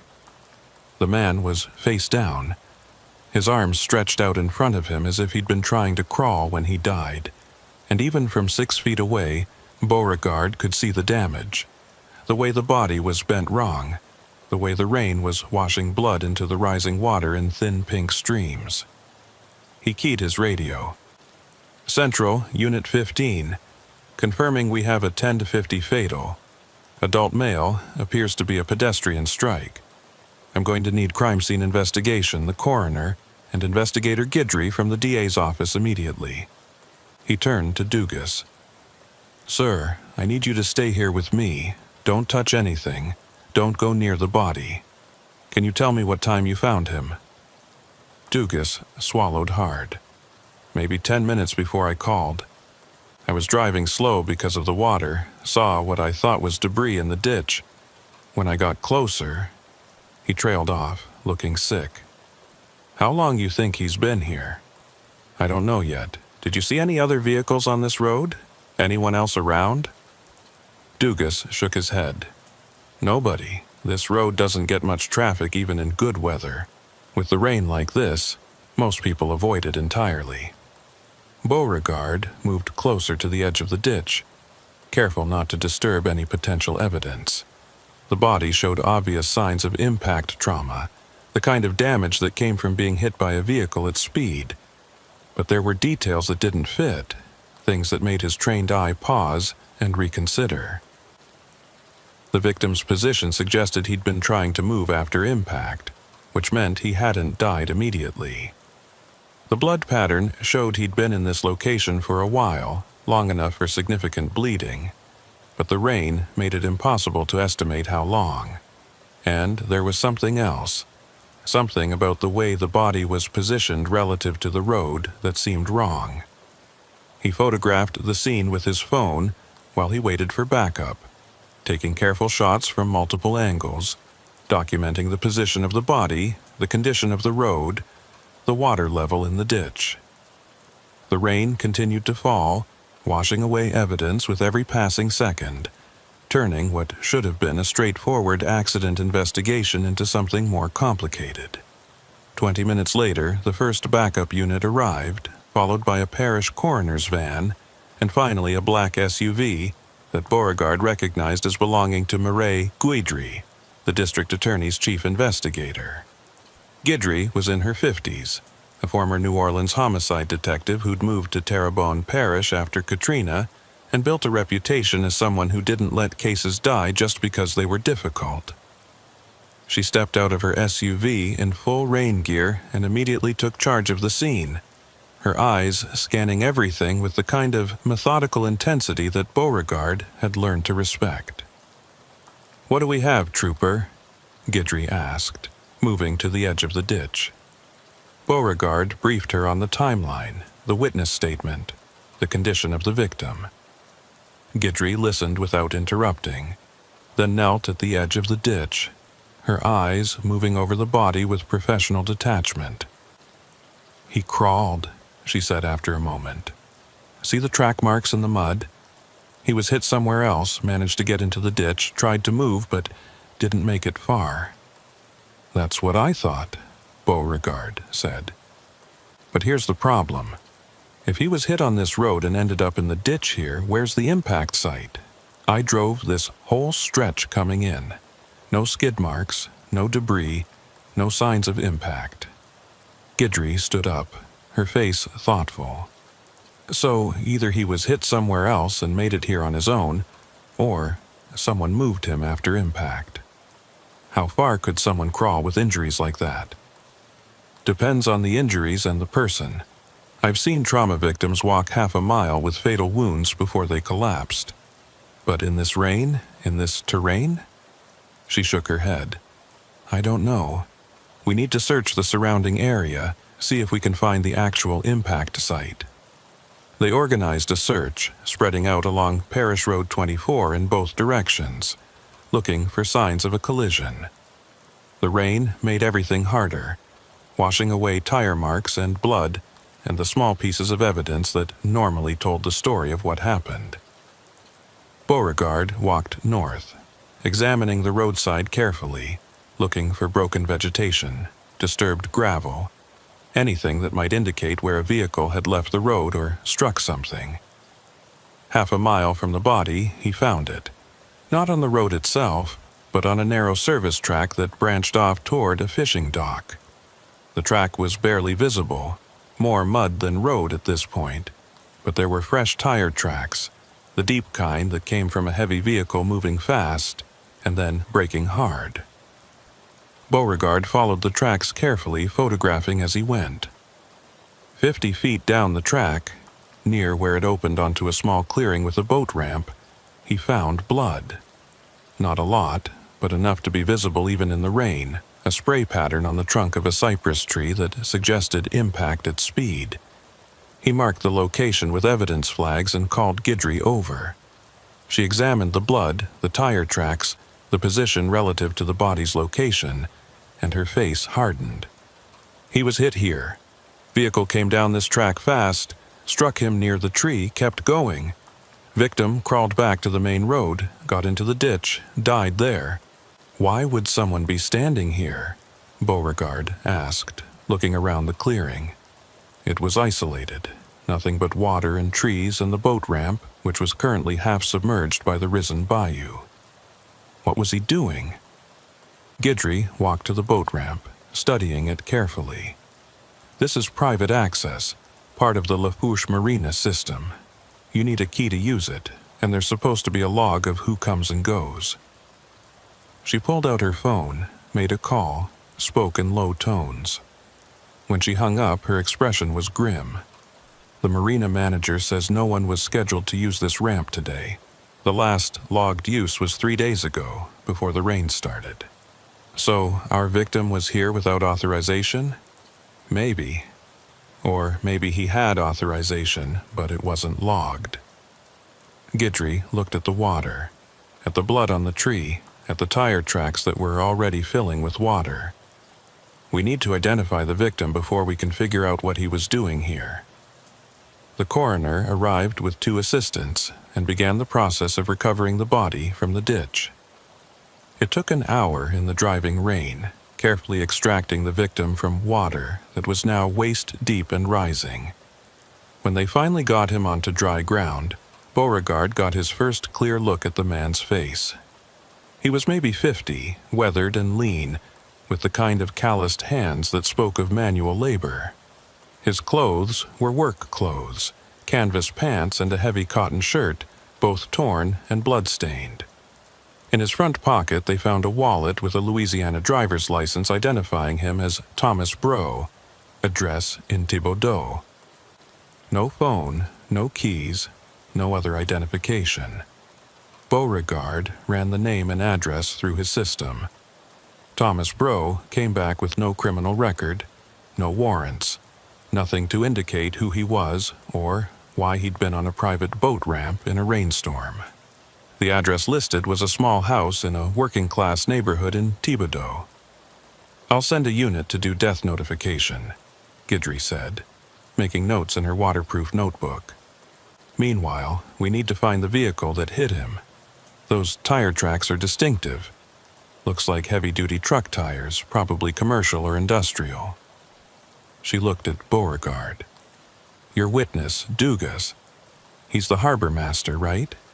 He would know about boats coming and going, about who uses these private ramps. You think he's involved?" Guidry's expression was carefully neutral. "I think he's a witness who happened to be driving on a rarely used road during a rainstorm and happened to find a body in a ditch. That's either a coincidence or something else. We need to find out which." They drove back to where Dugas was waiting with another trooper. The harbor master looked exhausted, soaked to the bone despite his rain gear, and there was something in his eyes that Beauregard couldn't quite read. Guilt, fear, or just the shock of finding a dead man. Guidry approached him with the kind of careful professionalism that put people at ease while simultaneously making them aware they were being interrogated. "Mr. Dugas, I'm Investigator Guidry with the District Attorney's Office. I need to ask you a few more questions about your timeline today." Dugas nodded. "Sure, anything to help." "You said you were checking tie-downs at the marina. Which marina specifically?" "The main Huma facility on Bayou Terrebonne. We've got about 200 slips, and with rain like this we need to make sure everything is secure. Boats break loose, they can cause a lot of damage. What time did you leave the marina?" Dugas thought for a moment. "Around 17:30, maybe 17:45. Wanted to beat the worst of the evening traffic." "And you drove straight here? No stops?" A pause, barely perceptible, but there. "I stopped for gas in Thibodaux, topped off the tank." Guidry made a note. "Which station?" "The racetrack off Canal Boulevard." "What time?" "Maybe 18:15, 18:20. Guidry looked at Beauregard, and he could see her doing the math. Huma to Thibodaux was about 20 minutes in good weather, maybe 30 in rain. At a gas stop and Dugas's timeline worked, but it was tight. "After you got gas, you drove directly here?" "Yes, ma'am." "Why this route? It's pretty far out of the way if you're heading from Homa." Dugas shifted his weight. "It's a shortcut to my house. I live off Highway 308. This route cuts about 10 minutes off the drive if you know the roads. Even in rain like this? I've been driving these roads for 40 years. I know where the water comes up, know where the bad spots are. It's safe if you're careful." Guidry made another note. "When you found Mr. Breaux, did you recognize him?" "Breaux?" Dugas's face showed surprise. "That was Thomas Breaux? You know him?" "I know of him. He works sometimes at the marina, does maintenance on the docks, repairs boats. Good worker, keeps to himself." Guidry's expression didn't change, but Beauregard could see her focus sharpen. "When's the last time you saw him at the marina?" "I don't know. Week ago? 2 weeks? We don't track the contract workers that closely unless there's an issue." "Was there ever an issue with Bro?" Dugas hesitated. "Not with his work, but there were rumors about him using the marina facilities after hours, maybe taking boats out without permission. Nothing we could prove, just talk." "Did you ever confront him about it?" "No, like I said, just rumors. We keep the docks locked at night, keep a log of who uses the ramps. If Bro was sneaking around, he was good at it." Beauregard's radio crackled. "Unit 15 Central. We have the death notification unit at the Bro residence in Thibodaux. They're reporting the house appears to have been vacant for several days. No vehicle in the driveway. Neighbors report no activity since the weekend." Beauregard acknowledged the transmission, then looked at Guidry. "If Bro hasn't been home for days, where has he been?" "Good question," Guidry said. She turned back to Dugas. "Mr. Dugas, I'm going to need you to come down to the DA's office tomorrow morning and give a formal statement. Can you do that?" Dugas nodded. "Yes, ma'am, whatever you need." After Dugas left, Guidry and Beauregard stood in the rain, watching the crime scene team finish their work. The body had been removed, the evidence collected, the photographs taken. Now, all that was left was water and mud, and the slowly disappearing traces of something violent that had happened in the middle of nowhere. "You think Dugas is lying?" Beauregard asked.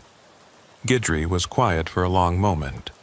"I think his timeline is tight, and I think he knew the victim, and I think he's a harbor master who would know how to move boats around without logging them. But none of that means he ran Bro down. So, what do? We follow the evidence. We find out what Bro was doing on that boat ramp. We find the vehicle that hit him, and we build a timeline that either clears Dugas or puts him at the scene." She looked at Beauregard. "This rain is going to keep falling for another day at least. Water's going to keep rising. If there's evidence we haven't found yet, we need to find it now, before the bayou swallows everything." They worked through the night, Beauregard and a team of investigators combing the area around the boat ramp, searching for anything that might explain what happened. At 0243 hours, one of the crime scene techs found something wedged under a piling near the boat ramp, partially submerged in water that was now over the ramp entirely. It was a flashlight, heavy duty, the kind used by marina workers. Inside the battery compartment was a piece of paper, folded tight and protected from water by the rubber seal. Beauregard opened it carefully, unfolding paper that was damp but still legible. What he saw made his chest tighten.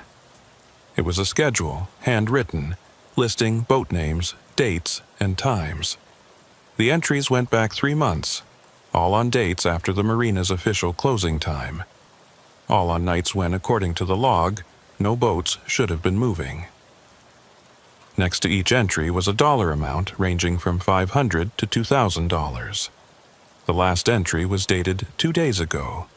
Boat name, Evangeline. Time, 2100 hours. Amount, 1800. No notation about what the payment was for, but Beauregard could guess. Someone was running boats after hours, using the marina facilities without authorization, and Thomas Bro had been keeping records. "This is a smuggling operation," Guidry said when Beauregard showed her the paper. "Has to be. Boats moving at night. Cash payments, no official logs. Bro was either part of it or documenting it. And if he was documenting it, someone might have wanted to stop him," Beauregard added. They drove to the Homa Marina at 400 hours, arriving just as the rain was beginning to lighten. The facility was dark except for security lights that turned the rain into silver curtains. Guidry used her investigator credentials to get them past the gate and into the harbor master's office. Inside, They found files on every boat registered at the marina, every ramp user, every maintenance worker. The records were meticulous, and according to them, no boats had used the facility after hours in the past 6 months. But when Beauregard compared the official logs to the schedule found in Bro's flashlight, the discrepancies were obvious. On nights when Bro's schedule showed boats moving, the official logs showed no activity. Either Bro was making up the schedule, or someone was altering the official logs to hide unauthorized boat traffic. "We need to talk to Dugas again," Guidry said, pulling out her phone. She dialed his number, waited, got voicemail. "Etienne, this is Investigator Guidry. I need you to call me back immediately. We have some additional questions." They waited in the office, watching dawn break over the bayou, the rain finally beginning to ease into drizzle. At 06:35, Guidry's phone rang. But it wasn't Dugas. It was one of the parish deputies. "Investigator, we've got a situation at Bayou Black Bridge. Someone called in a vehicle in the water, pickup truck. We're pulling it out now, but there's a problem." "What kind of problem?" "The truck has damage to the front end consistent with striking something, and there's blood on the grill. Truck is registered to Etienne Dugas." Beauregard felt his stomach drop. They drove to Bayou Black Bridge at high speed, arriving to find a scene of controlled chaos. A tow truck was winching a pickup out of the water, the same pickup that had been at the scene last night when Dugas reported finding the body. The truck emerged from the bayou slowly, water streaming from its cab, and as it came clear, Beauregard could see the damage. The front bumper was crumpled, the headlight on the passenger side smashed, and there was definitely blood on the grill, dark streaks that the water hadn't completely washed away. But there was no sign of Dugas. Deputies searched the area around the bridge, looking for any indication that Dugas had been in the truck when it went into the water, but found nothing. No body, no personal effects, no explanation for how the truck ended up in the bayou. Guidry examined the truck carefully, photographing the damage, comparing it to the injuries on Thomas Bro.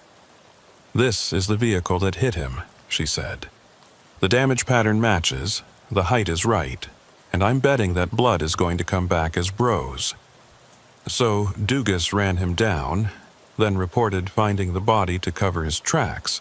Beauregard asked. "Maybe.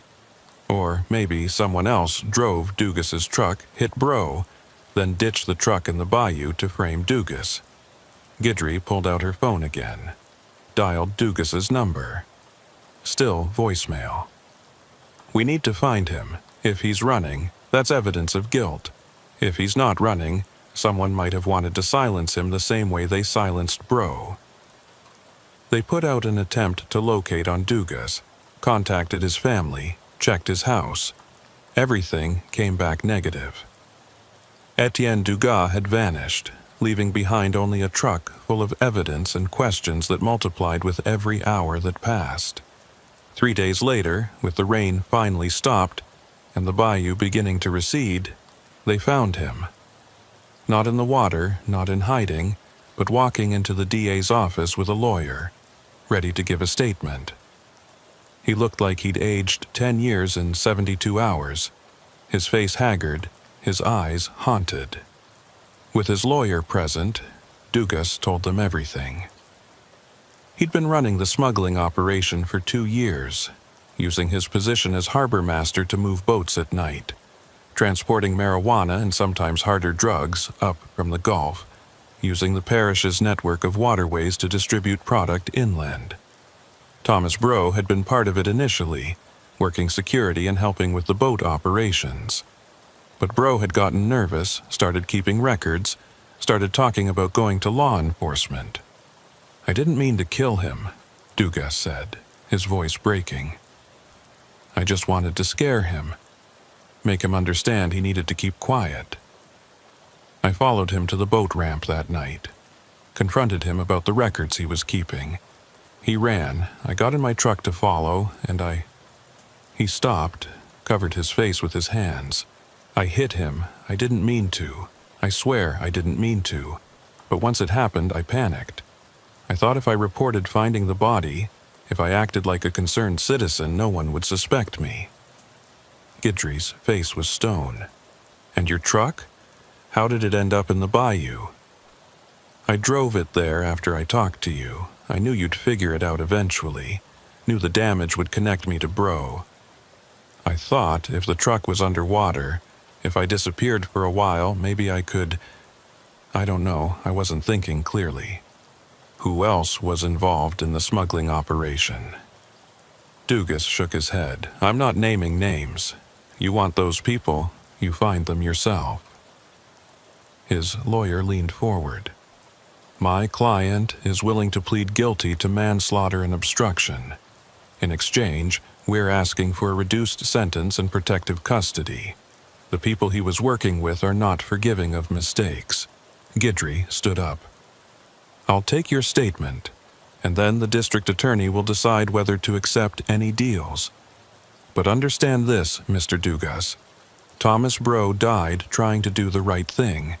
He died because he couldn't live with being part of your operation.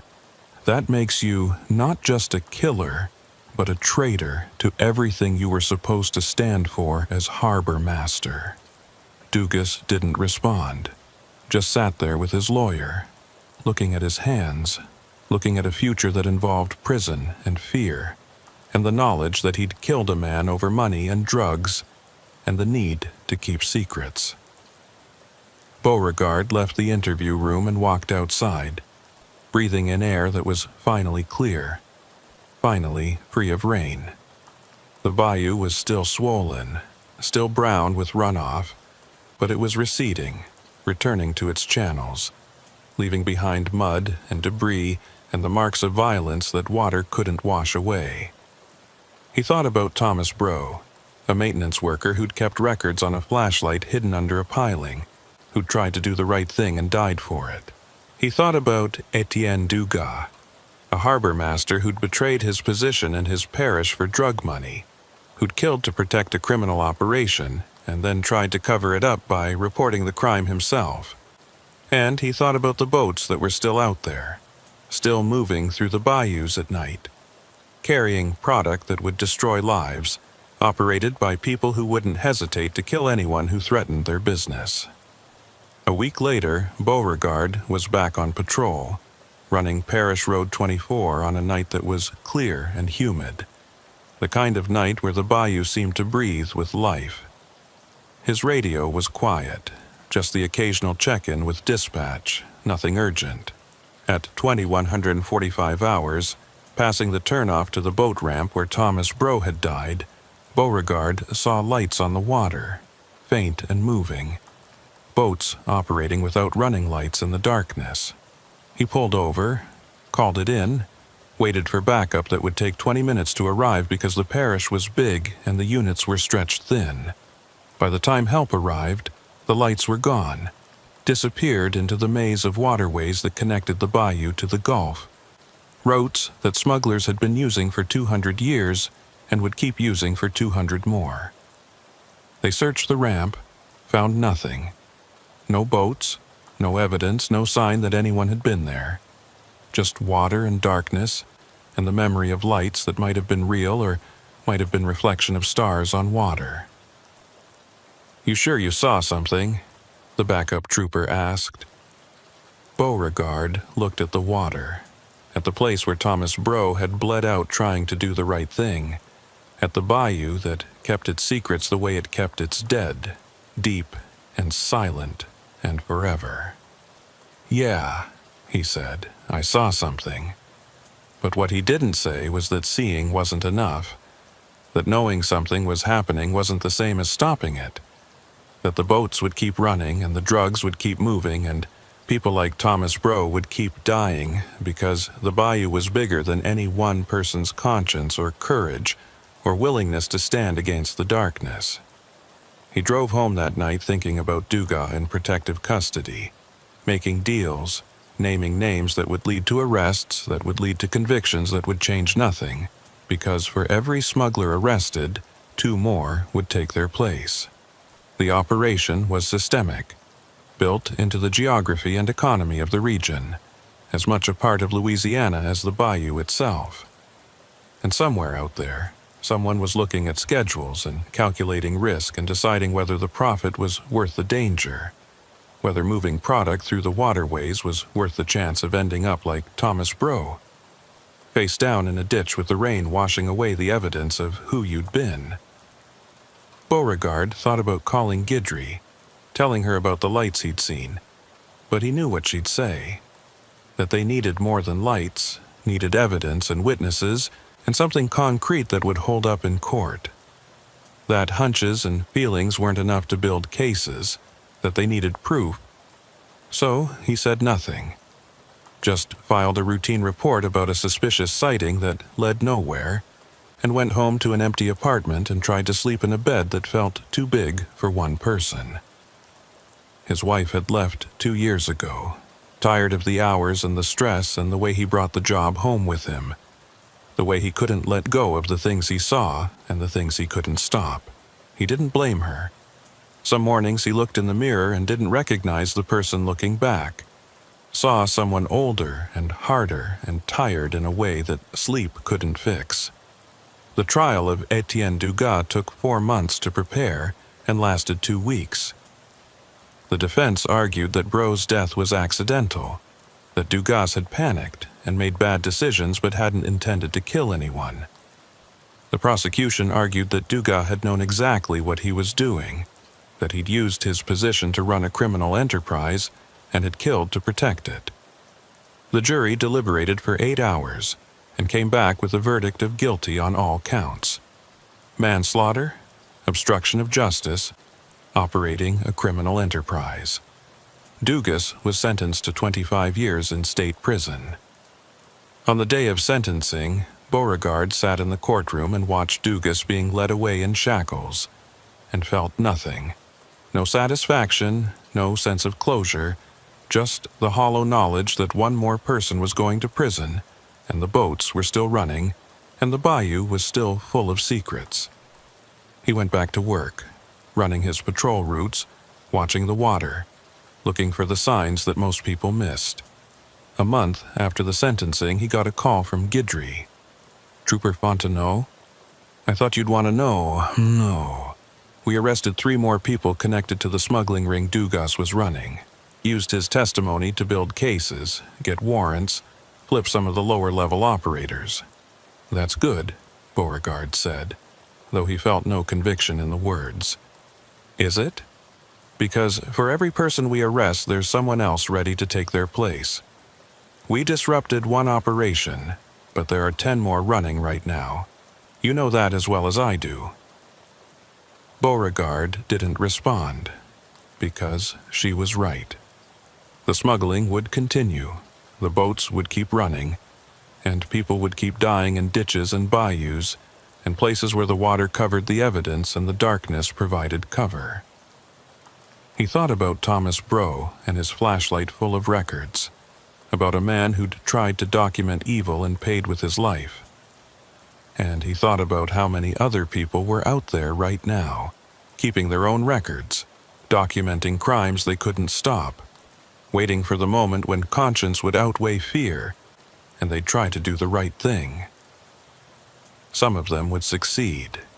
Some would end up in ditches, and Beauregard would be the one who responded to the calls, who processed the scenes, who tried to piece together what happened in the spaces between legality and violence. That night he drove past the boat ramp where Brough had died. The water had receded completely now, leaving the ramp dry and accessible. In the moonlight he could see tire tracks, faint but still visible, the marks of Dugas' truck on the night he'd run Brough down. The tracks would fade eventually, worn away by weather and time and the passage of other vehicles. But for now they remained, a reminder that every crime left traces, that every death marked the earth in ways that couldn't be completely erased. Beauregard stood there in the darkness, listening to the sounds of the bayou, the frogs and insects and the distant rumble of a boat engine somewhere on the water. The lights were out there again, moving through the darkness, and he knew what they were and knew he couldn't stop them. Not tonight. Maybe not ever.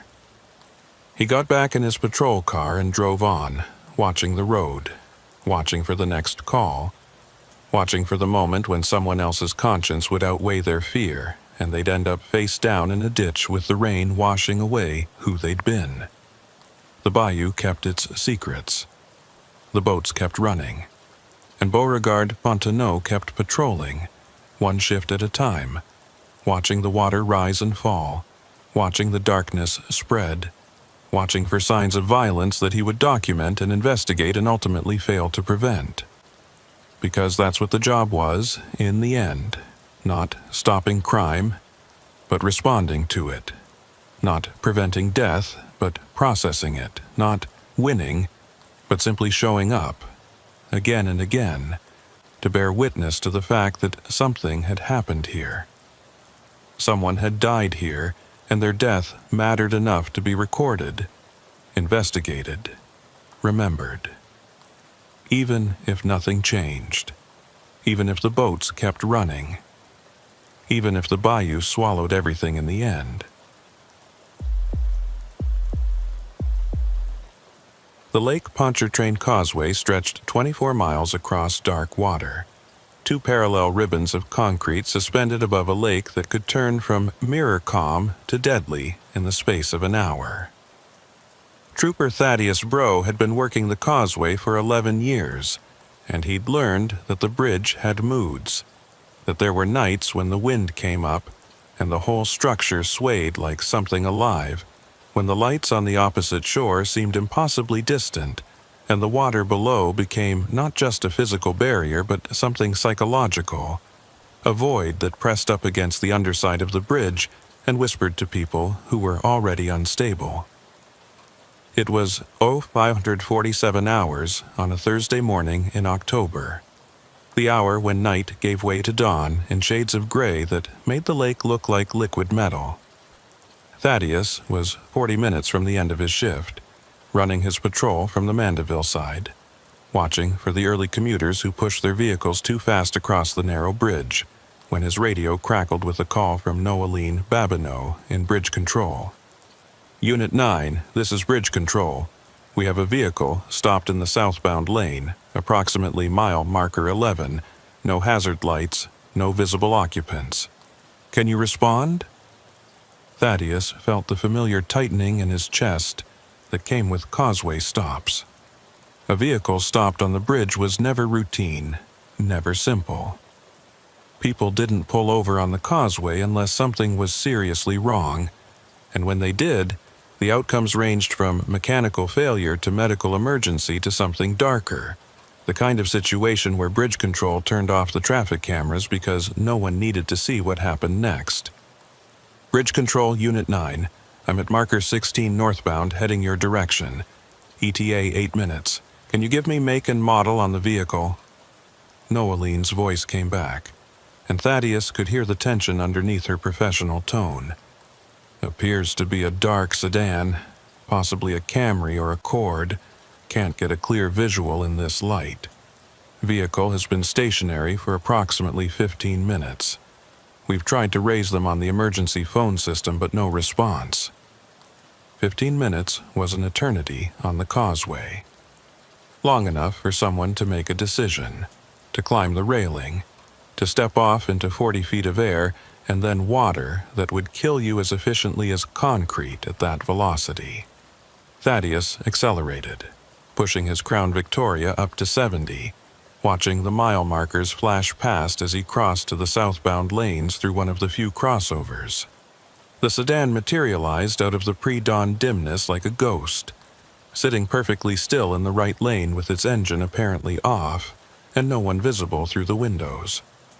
Thaddeus pulled up behind it at an angle, his lights cutting across the sedan's rear, and called it in. Bridge Control, Unit 9. I'm on scene with the vehicle. Louisiana plate, Charlie. Echo Mike, 7734, running it now.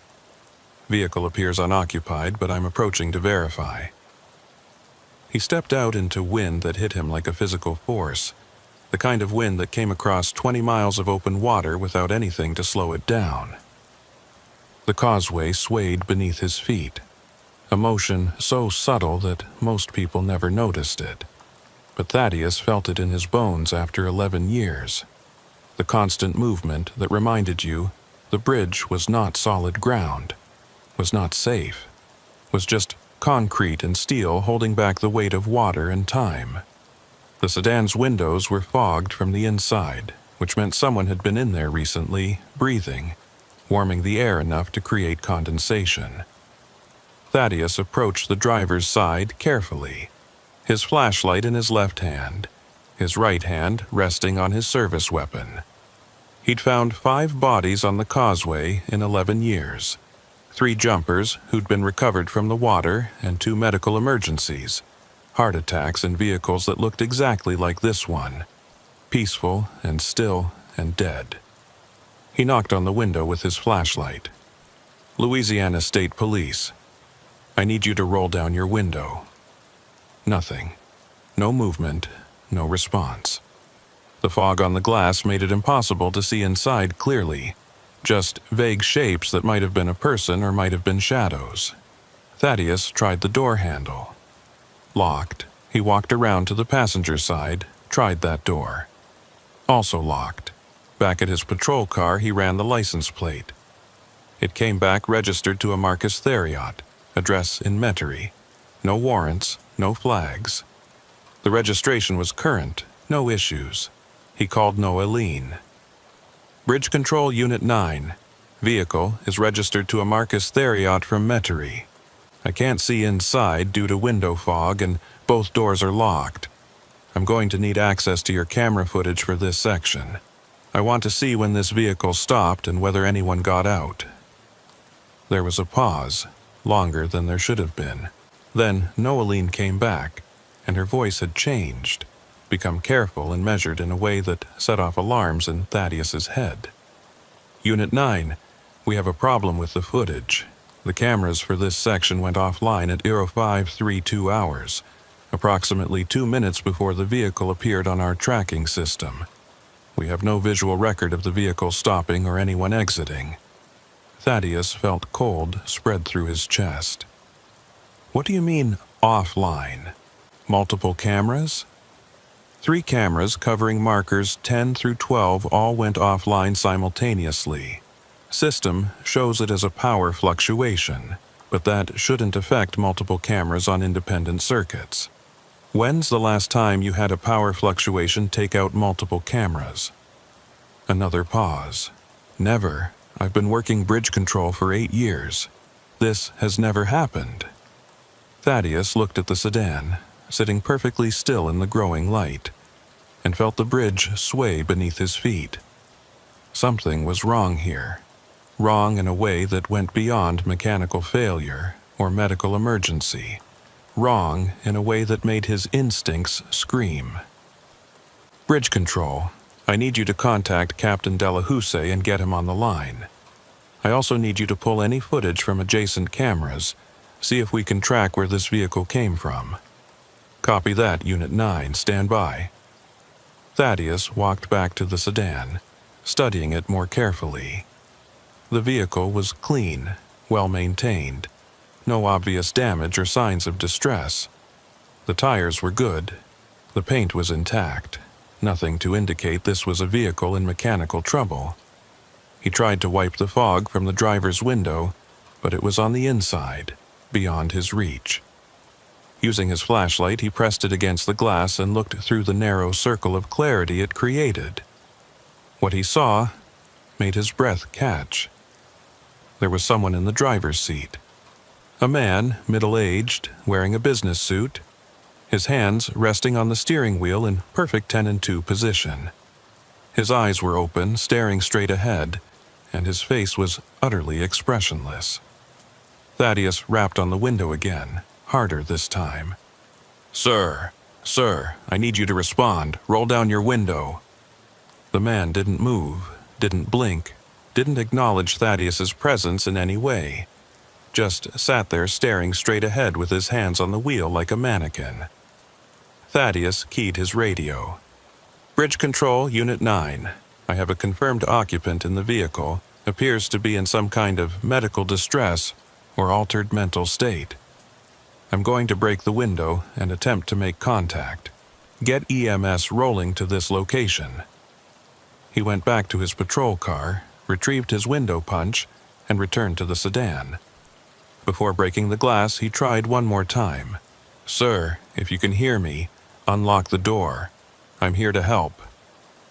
Nothing.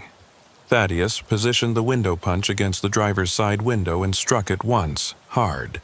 The safety glass shattered into 1,000 pieces, cascading into the vehicle's interior in a glittering waterfall. The moment the glass broke, two things happened simultaneously.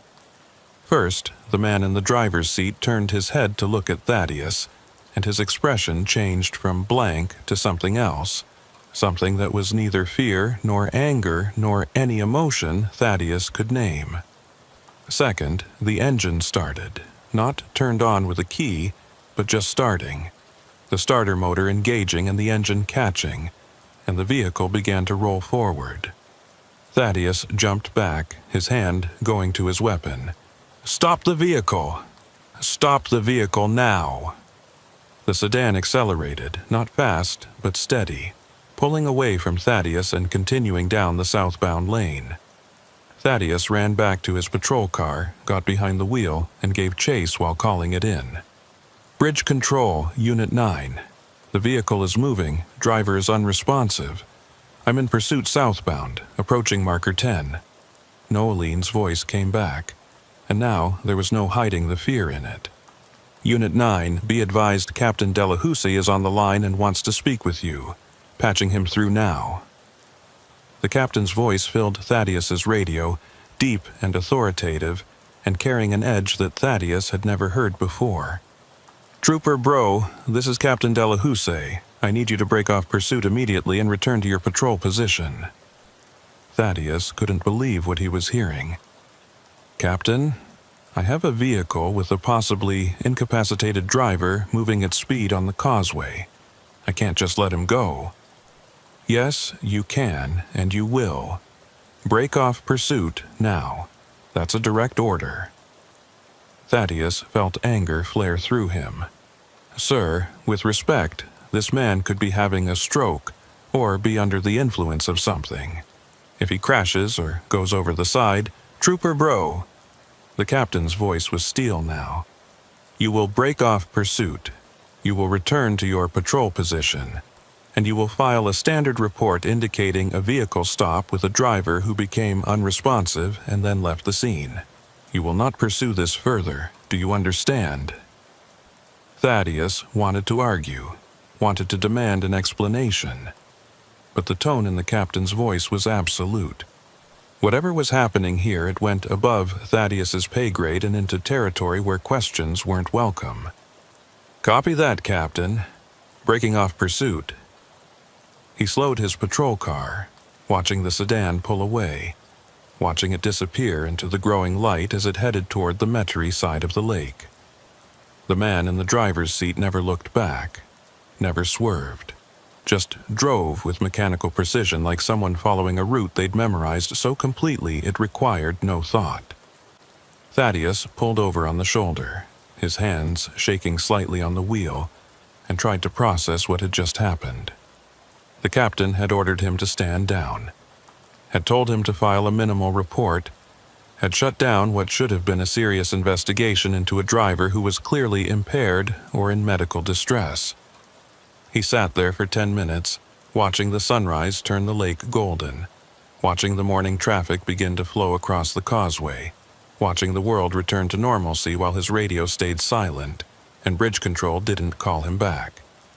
Finally, he drove to the north side, to the state police station that served as the causeway's administrative hub, and went inside intending to file his report and then go home and forget this had ever happened.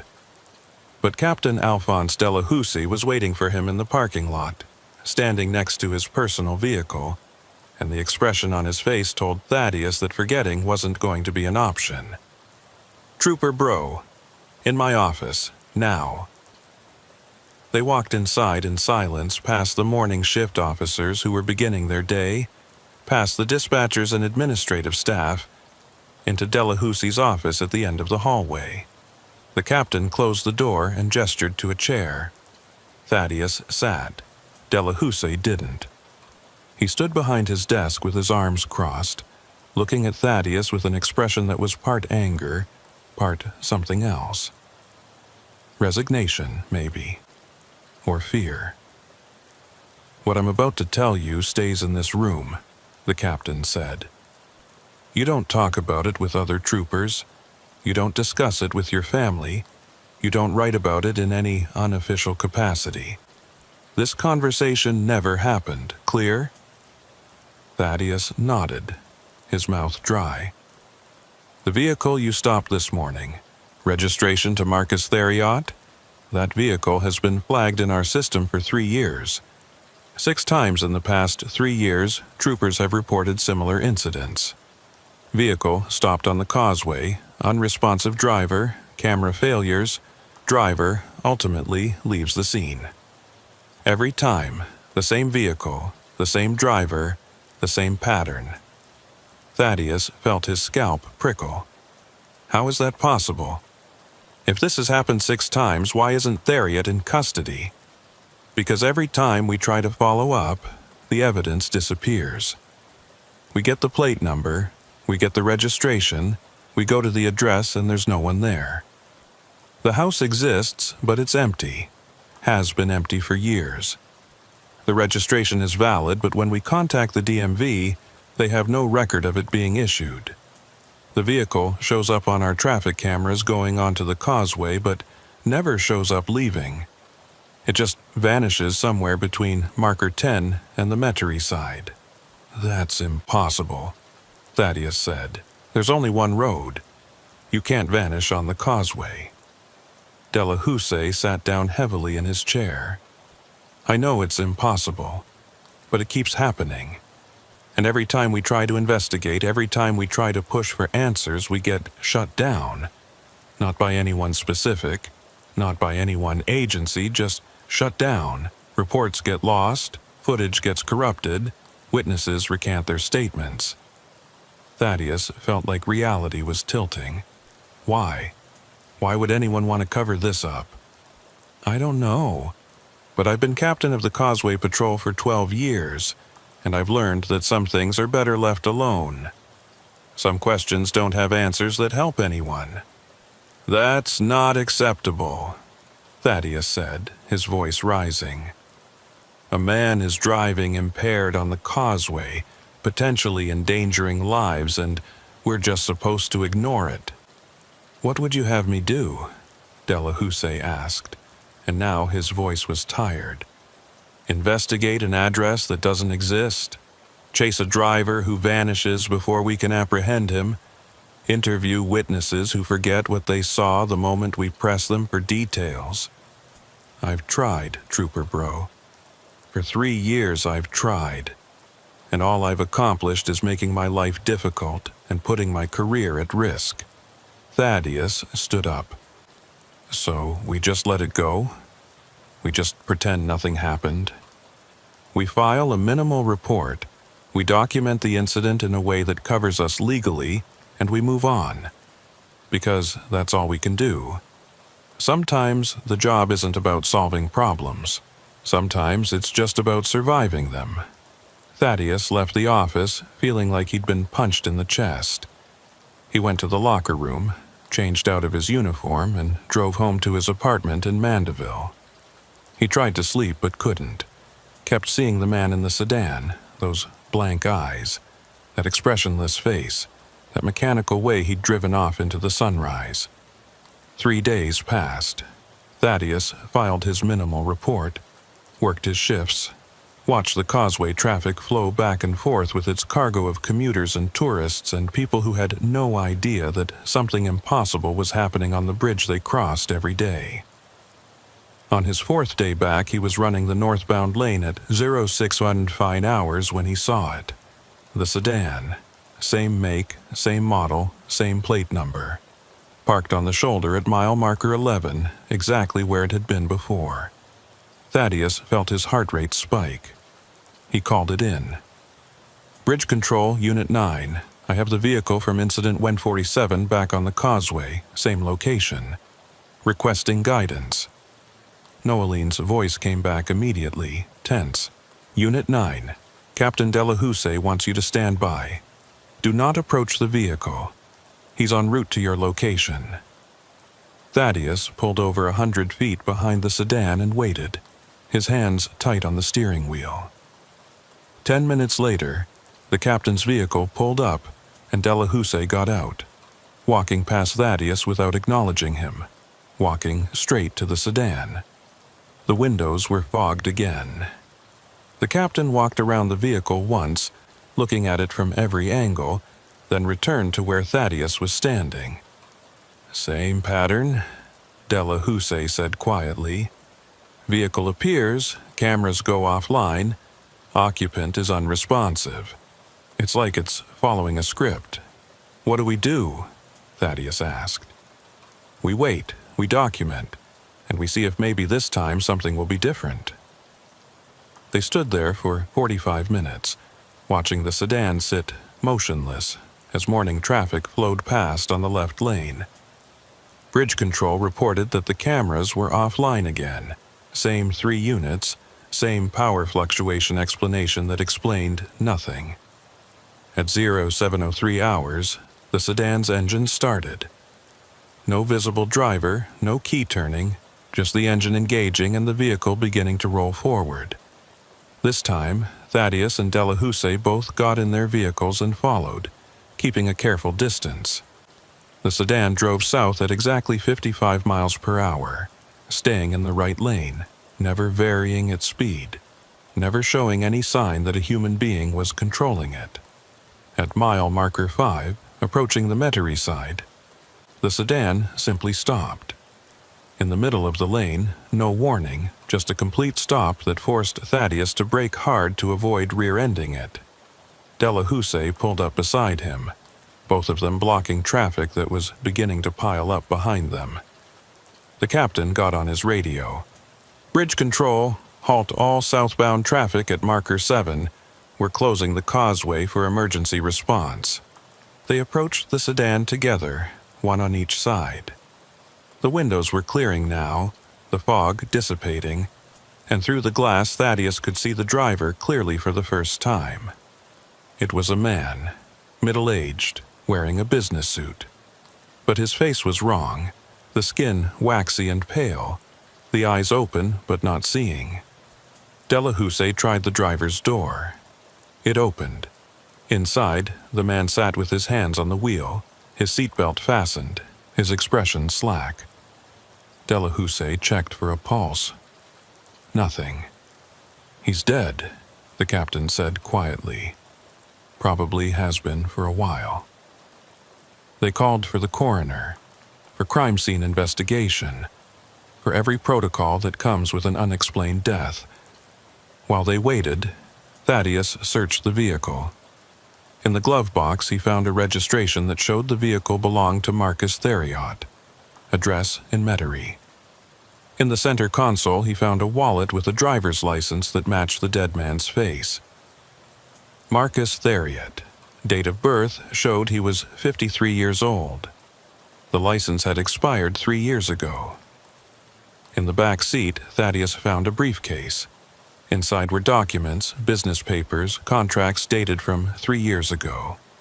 All of them were for a company called Pontchartrain Development, LLC. All of them were signed by Marcus Theriot in his capacity as Chief Financial Officer. When the coroner arrived, she examined the body and frowned. I'll need to do a full autopsy, but preliminary assessment suggests this man has been deceased for approximately 72 hours. Rigor mortis has passed, lividity is fixed. But here's what doesn't make sense. She pointed to the man's hands, still gripping the steering wheel. These pressure marks on the palms, the position of the fingers. This is consistent with someone who was driving. But if he's been dead for 3 days, he couldn't have been driving this vehicle. Could someone else have positioned him after death? Thaddeus asked. The coroner shook her head. The lividity pattern matches the seated position. He died in this car, probably in this position. But the timeline doesn't work. You can't drive a car when you're dead. Delahousse and Thaddeus exchanged a look.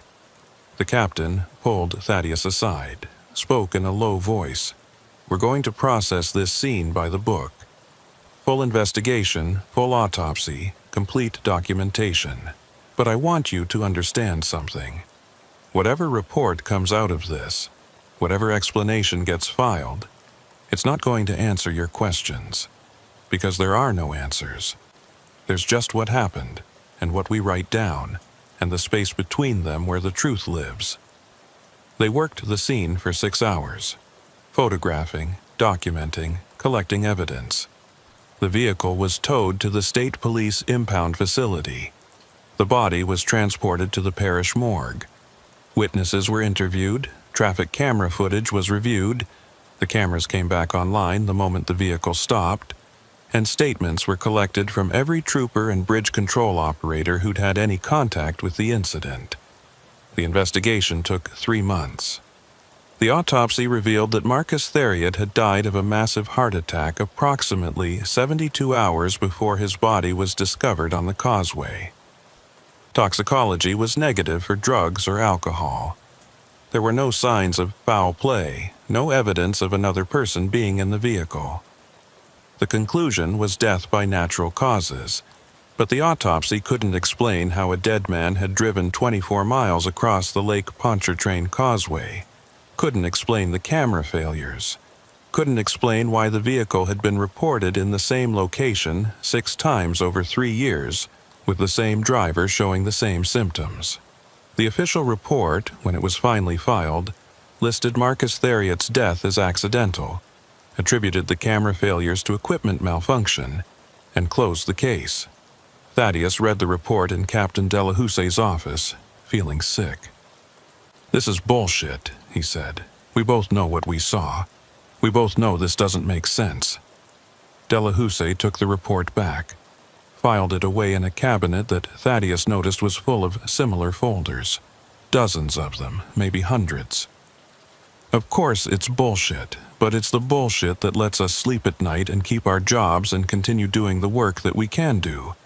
You want to fight this? You want to push for answers? Go ahead. But I'm telling you, as someone who's tried, you'll lose. And in losing, you'll accomplish nothing except making yourself miserable." Thaddeus stood up. "So we just accept it? We just accept that sometimes dead men drive and cameras fail and nothing makes sense? We accept that the world is stranger than our reports allow for. We accept that some mysteries don't get solved, and we focus on the work we can do, the problems we can solve, the people we can help." Delahousse looked up at him, and his eyes were tired. "You're a good trooper, bro. You care about the job, you care about doing things right, but if you let cases like this eat you up, you won't last. I've seen it happen to too many good people. They fixate on the one thing they can't explain, and it destroys them."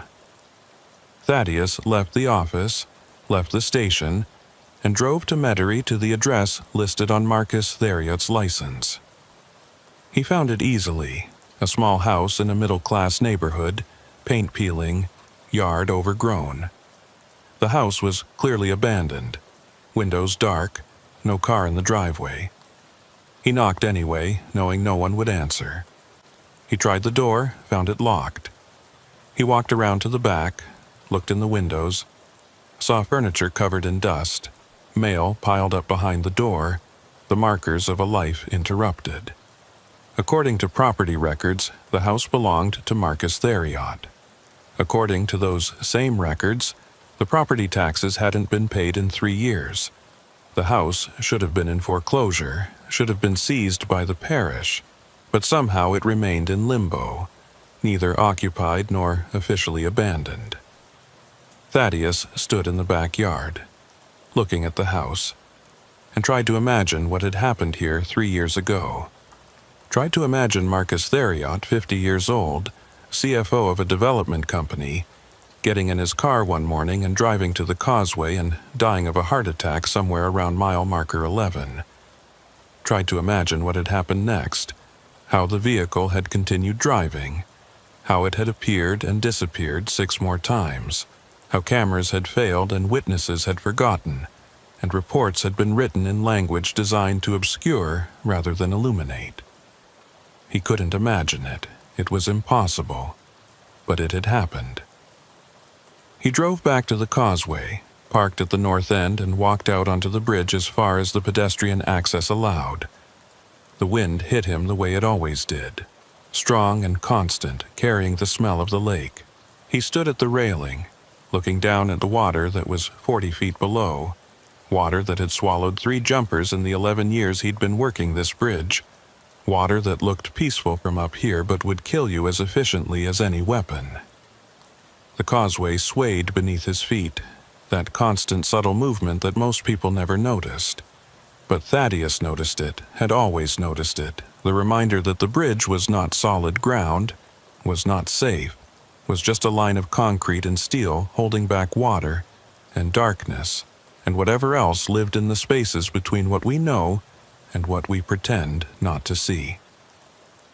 He went back to work, running his patrol routes, watching the traffic, documenting violations and accidents and the normal chaos of people trying to cross 24 miles of open water twice a day for work or leisure or necessity.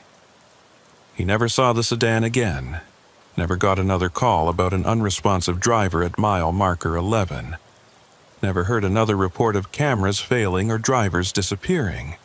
But sometimes, during the pre-dawn hours when the causeway was quiet and the lake was still and the line between night and day was just a suggestion, he'd slow down near mile marker 11 and look at the shoulder and remember the man in the business suit with his hands on the wheel and his eyes open and his expression blank as death.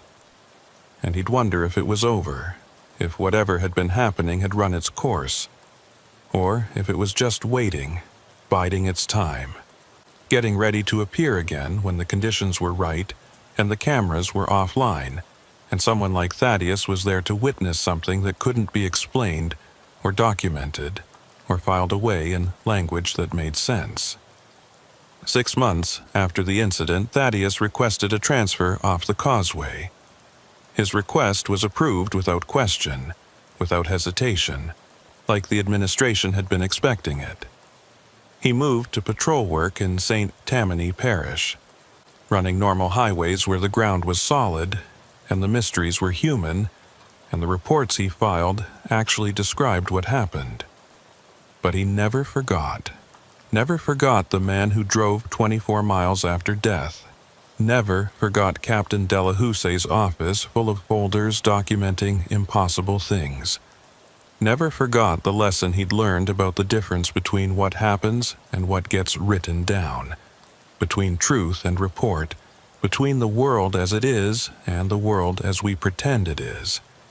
And sometimes, late at night, when he couldn't sleep, he'd drive to the causeway and park at the north end and sit in his personal vehicle watching the bridge stretch out across the darkness, watching the lights of distant cars crossing the water, watching for a dark sedan that might appear at mile marker 11 with an unresponsive driver and a pattern that repeated like a record skipping, like reality glitching, like something broken in the fabric of what we think we understand.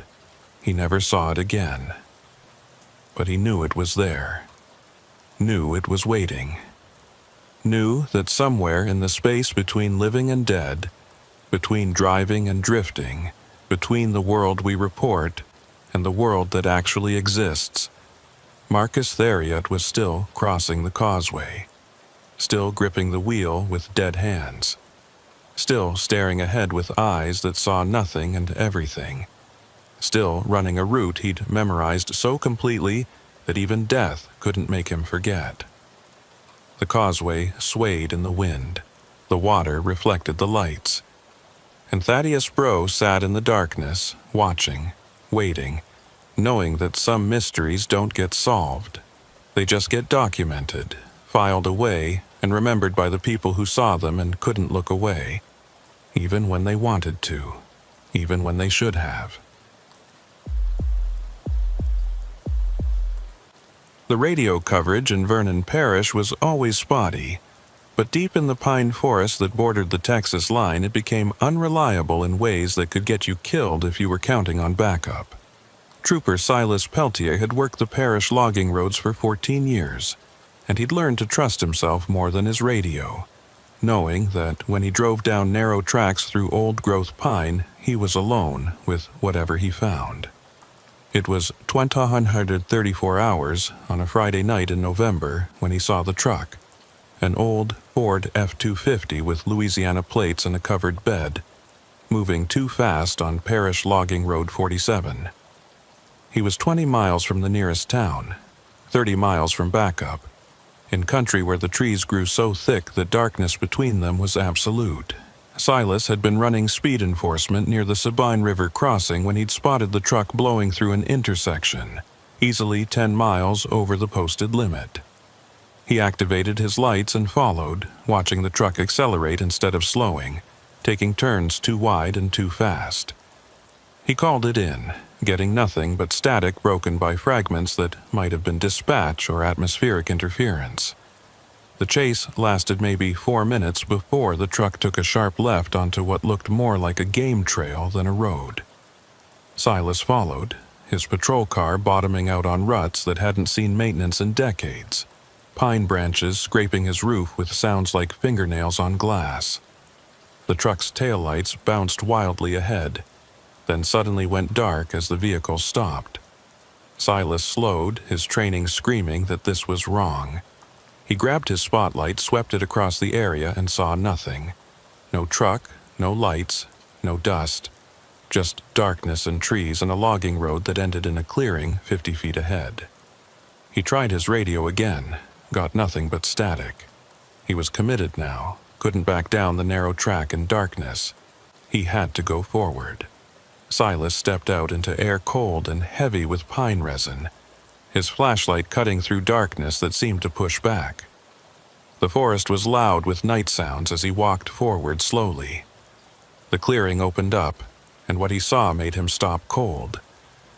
The truck was there, parked with its door open and engine still ticking as it cooled. But beyond the truck, at the far end of the clearing, was a house.